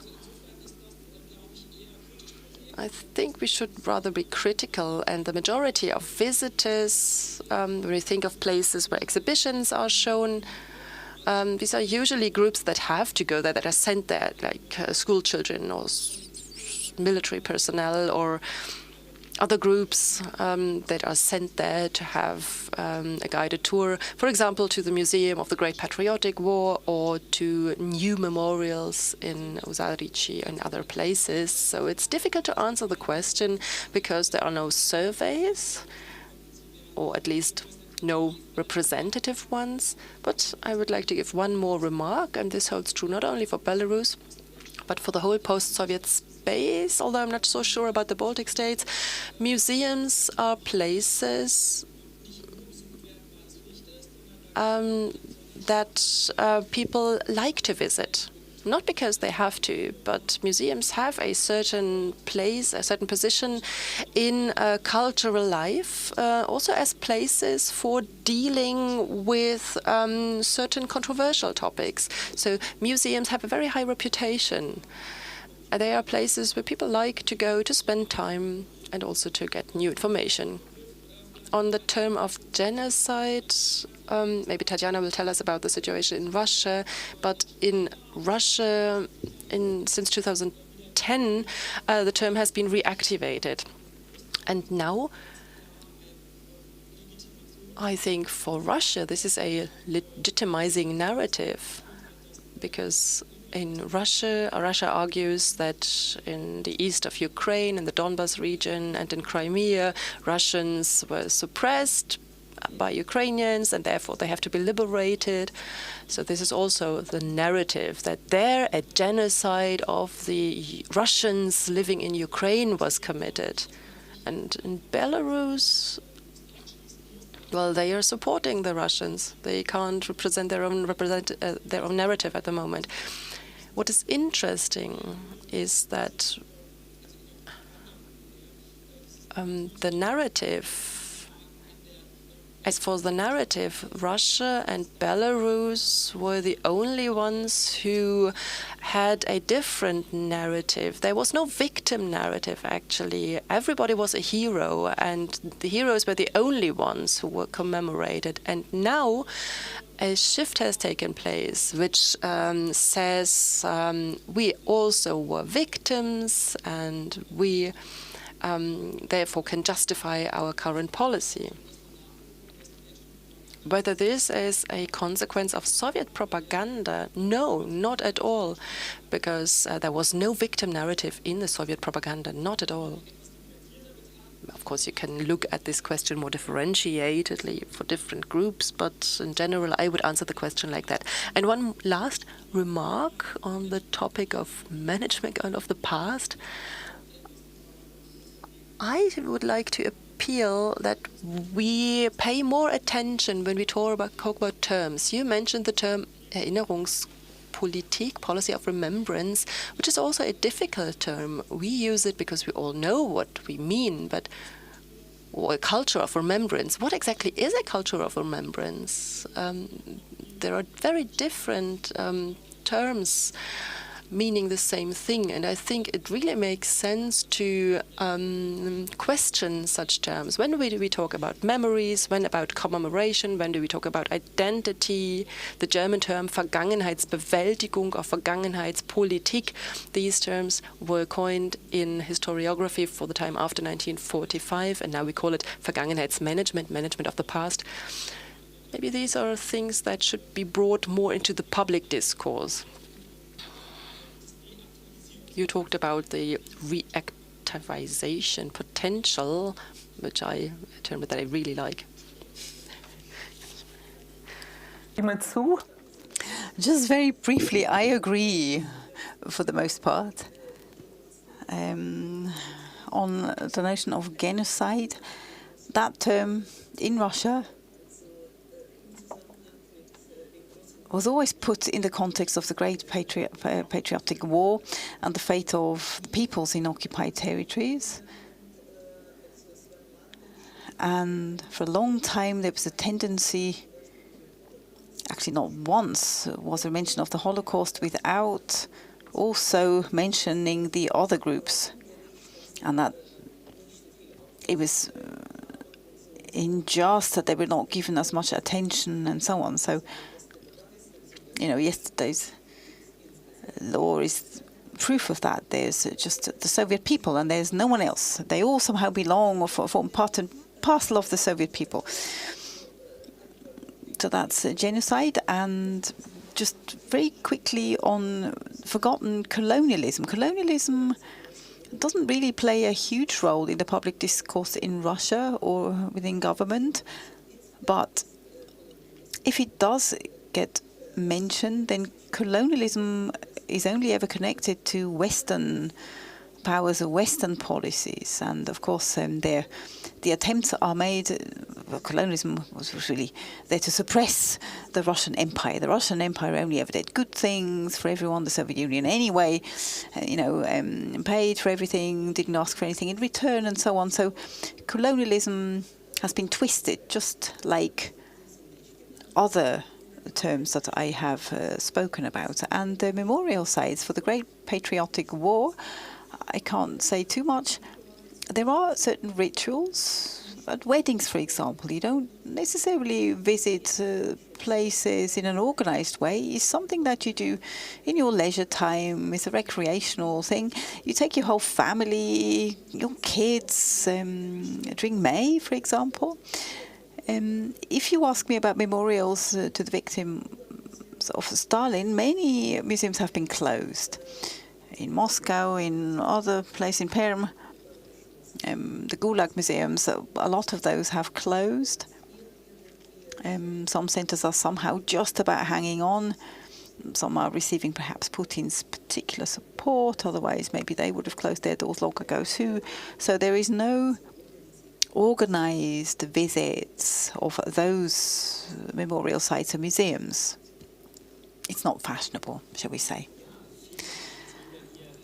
Okay, thank you so much. Now, well, we have tried to draw many comparisons, and you can see that comparisons broaden our perspective, but also increase complexities. But of course, comparing does not mean equating things.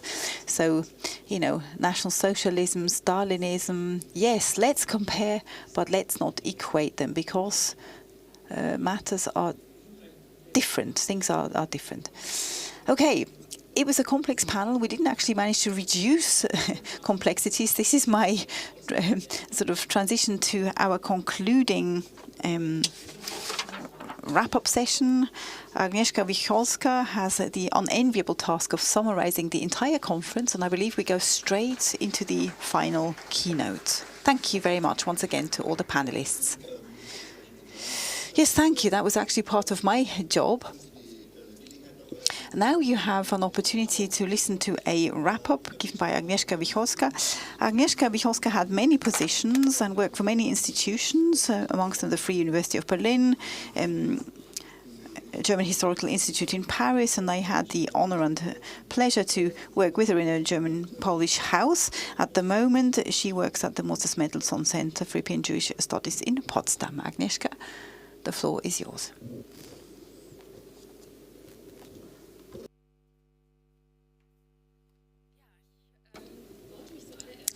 Well, I first of all wanted to thank the organizers for believing in me and my abilities to summarize such a complex conference that spanned 2.5 days, and especially after the last panel, shortly before the lunch break, when you're not exactly waiting to hear another speaker. But jokes aside, I thought it was a wonderful conference because it brought together so many varied perspectives, because it was so multi-layered and had a polyphony of voices and perspectives, but managed to draw them all together. It had a comparative element, but at the same time, it made sure that there was dialogue on particular topics. I'd like to organize my summary along 2 lines. One is the question of fragmentation and pluralization, yet at the same time, how do we bring these perspectives together? That's my first line of thought. And the second one is looking at changing landscapes of memory and remembrance of the Second World War, in particular against the background of the multiple crises of our times.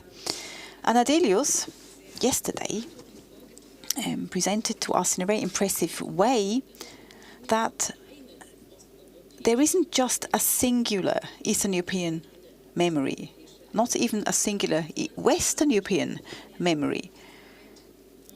She focused on the period 1989 and 1990 and described it as an opening, as a pluralization of many discourses. And while she was talking, I imagined this as a power field, really, a pulsating field of energy where many actors could be present. They could be state actors, families, and so on. And this pulsating energy has a lot to do with contradictions and struggles over sovereignty of interpretation, for example, or gaining attention in an economy that is all about attention.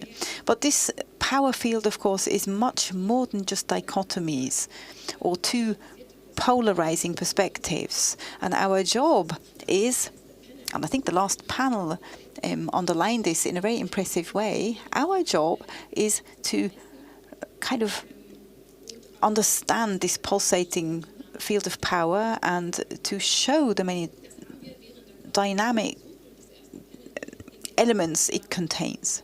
So we tried this throughout the conference. And the first panel made clear that you can't talk about a single end of the war. It's a plural term. There are many ends to that war. And the end, of course, in Eastern Europe did not lead to freedom. It brought new forms of totalitarianism. And we heard yet again during the last panel just how many narratives of victimhood suddenly emerge and also struggle with each other. What was important also is to think the end of the war from the regional perspective, not just East and Western Europe, but to look at regional perspectives in a much more differentiated way, and again to bring them all together. And I recall the term of globalization. I think it was you who mentioned it.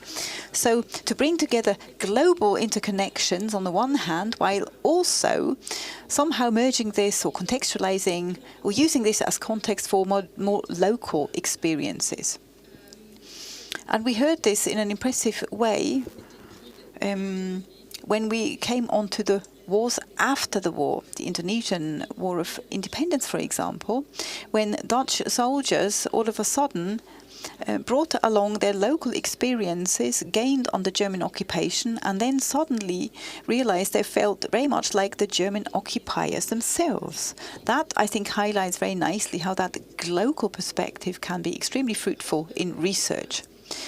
We also discussed yesterday how we can bring together, and I think it is important to think this together, the events of the war, the course of the war, and occupation. John Zimmerman described this very clearly.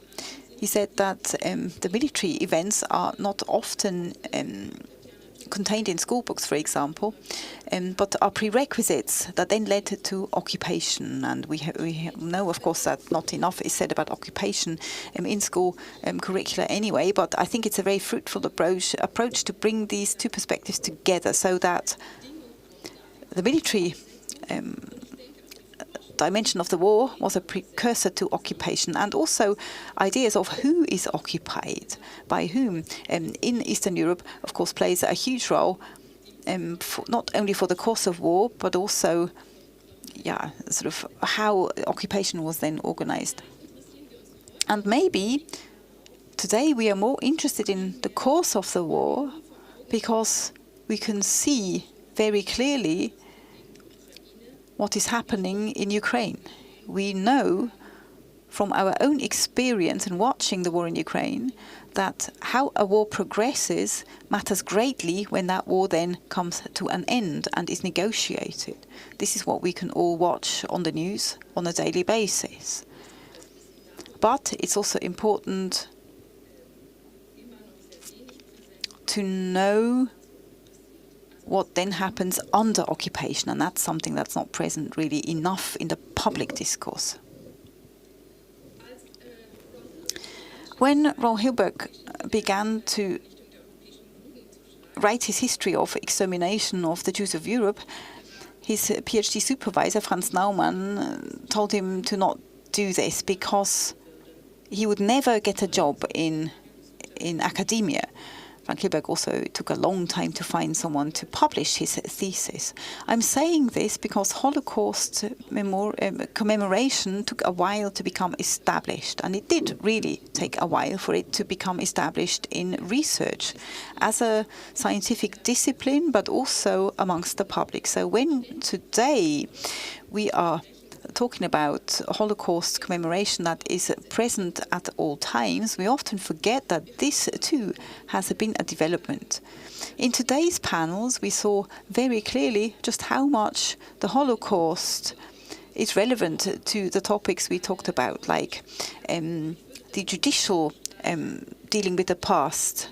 And I would underline that and say that in the sense of bringing together different narratives, that the Holocaust is a good one to always integrate in these efforts as well.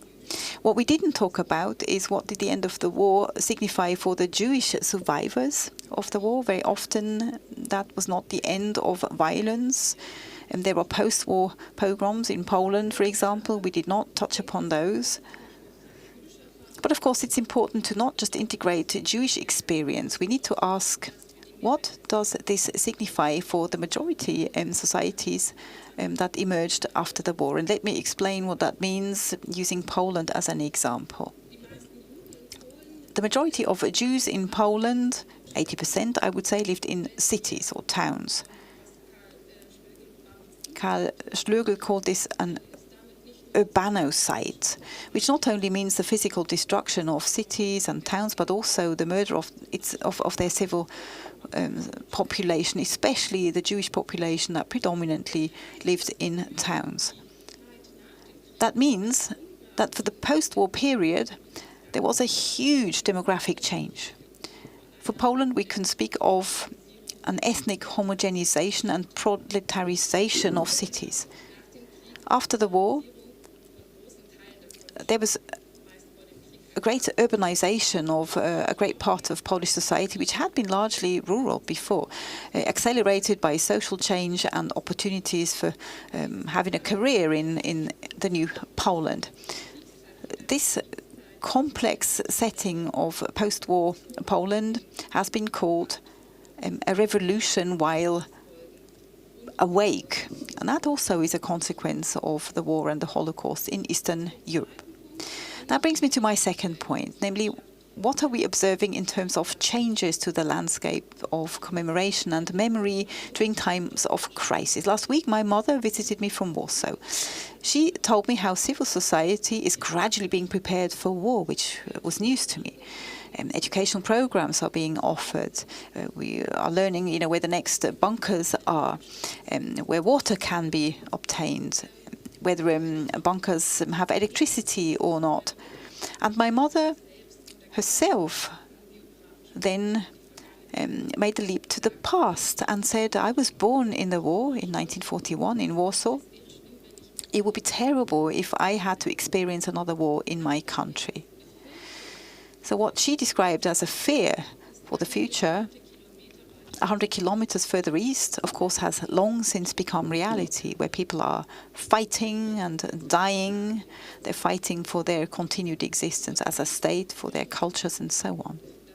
And we also are catching ourselves that we are suddenly observing what's happening to the front. That's an image that I often feel familiarity with, really, from my work as a historian, following the frontal line. And of course, the names of the cities and towns that we know from our research, all of a sudden, they are named in the news. The declared objective of the conference was, and I'm quoting from the program, since the Russian war of attack against Ukraine in February 22, currently established interpretation patterns on the end of the Second World War have been changing. How are these interpretations changing? Did we succeed in doing this with our conference? I believe so. Certainly the last panel showed this very clearly, but also yesterday we heard about how in Ukraine, since 2014, and of course more so since the war of attack, remembrance of the Second World War is changing. It's no longer about the Great Patriotic War. And we heard that this leads to great trauma for those who experienced both wars. And I recall what you said. Many people are saying, you know, the German soldiers, when they actually mean the Russian soldiers in the current war. The last panel, you just heard this, I'm not going to repeat it, but reactivation of a past that seemed concluded, that seemed to be in the past, that became very clear. So, Timofeyeva, you spoke about the continuity of fighting or a struggle as a new narrative, and in today's discussion you brought this into play, but also yesterday. I think you said this. You said that there's no culture of remembrance, there's only politics of remembrance. And it is really something that is used to call for a sort of faithful support of a certain regime. And I think you showed very clearly in today's panel just what that means. I just want to recall one of the questions that came up yesterday in the discussion. It was a question concerning imagery and how social media are changing landscapes of memory. We didn't talk much about this during our conference, but maybe that's a question that we need to keep raising. At least, I think, I don't quite yet understand how information and communication, the information and communication revolution is changing our democracy. Has maybe changed it already and will continue to do so in the future, accelerated, I believe, by artificial intelligence. We live in times of change. With the Russian war of attack in Europe, but also Trump's America show just how quickly our system of values and our coordinates can shift. Some of the people I spoke to said that the information and communication revolution is so innovative technologically that our whole society might be shaken in its foundations. A bit like invention of the press or the steam engine. If that is indeed the case, we need to ask ourselves what influence these fundamental changes will have on the narratives surrounding the Second World War. Because if we take a longue durée perspective, this perspective needs to go way beyond presenting memorials on TikTok. How we do this is an open question that I believe deserves further attention. Mr. Klasic yesterday presented a meme that seems to be shared widely in Croatia, that if a third world war starts, we can only join in once we concluded the second. I was reminded of William Faulkner, who said the past is not dead, it's not even past. I'm afraid, however, that this sort of dense present has long caught up with us. So we are in an open past at the moment, in a process of negotiating memories within a time of multiple crises. And I think that negotiation process has to go on. Okay, so that was my attempt at a comprehensive summary, but I'd be very happy to collect some voices from the audience. I'd be very interested to learn what you remember about the conference or anything else you still want to add. Dann bedanke ich mich ganz herzlich. If not, I would say thank you. And we'll now have our lunch break, and I wanted to thank the organizers. You've done a really great job. The papers and the discussions had a really, really high quality, and I have learned an incredible lot, and I think everybody has. Thank you very much. Liebe Agnieszka, Dear Agnieszka, thank you for your comment. That was wonderful. Yeah, and I think we continue our discussions during the lunch break. Ladies and gentlemen, dear guests, dear speakers, I want to speak some final concluding words. The end of the war, the ends of the war, the end of the war, 44-45 marked the end of National Socialism, but not freedom and liberation for all of Europe. In many countries of Eastern and Central Eastern Europe, a new regime followed, and our conference has shown this overlapping and how important it is to continue speaking about that. It also showed that remembrance calls for reappraisal, for differentiation, particularly since 2022. It has become obvious that this is a very important process. I would like to thank you for participating. Also, on behalf of our cooperation partners, the Bundeswehr Center for Military History and Social Sciences, the German-Polish House, the Foundation Memorial to the Murdered Jews of Europe, the Museum Berlin-Karlshorst. Thank you for participating, and thanks also to the audience in front of the screens. In particular, I would like to thank our speakers. They came here from so many different countries in order to enrich our conference with the different presentations and lectures. I would like to thank our interpreters.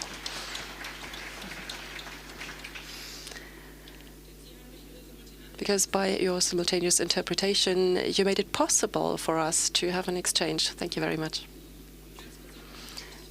And I would also like to thank Alexander Staubach and his team for the technical support and the live stream.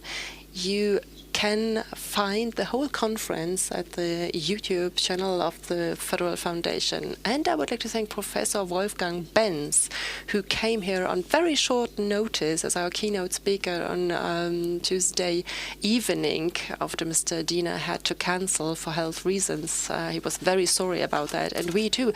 Professor Benz, maybe you are watching us, but with your I don't know, with your keynote speech, you delivered a framework for the conference, and all the panels showed that. Thank you.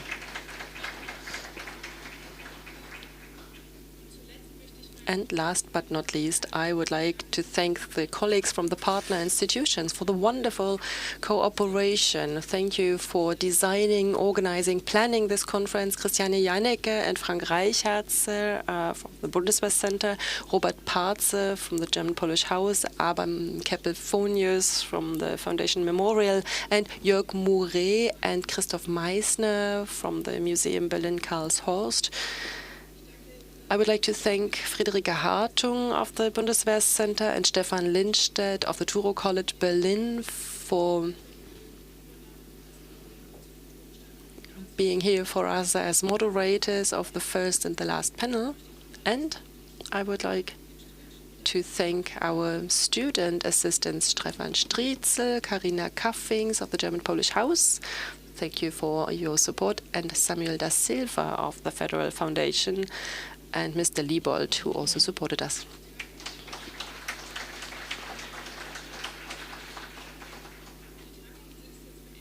The conference is over now.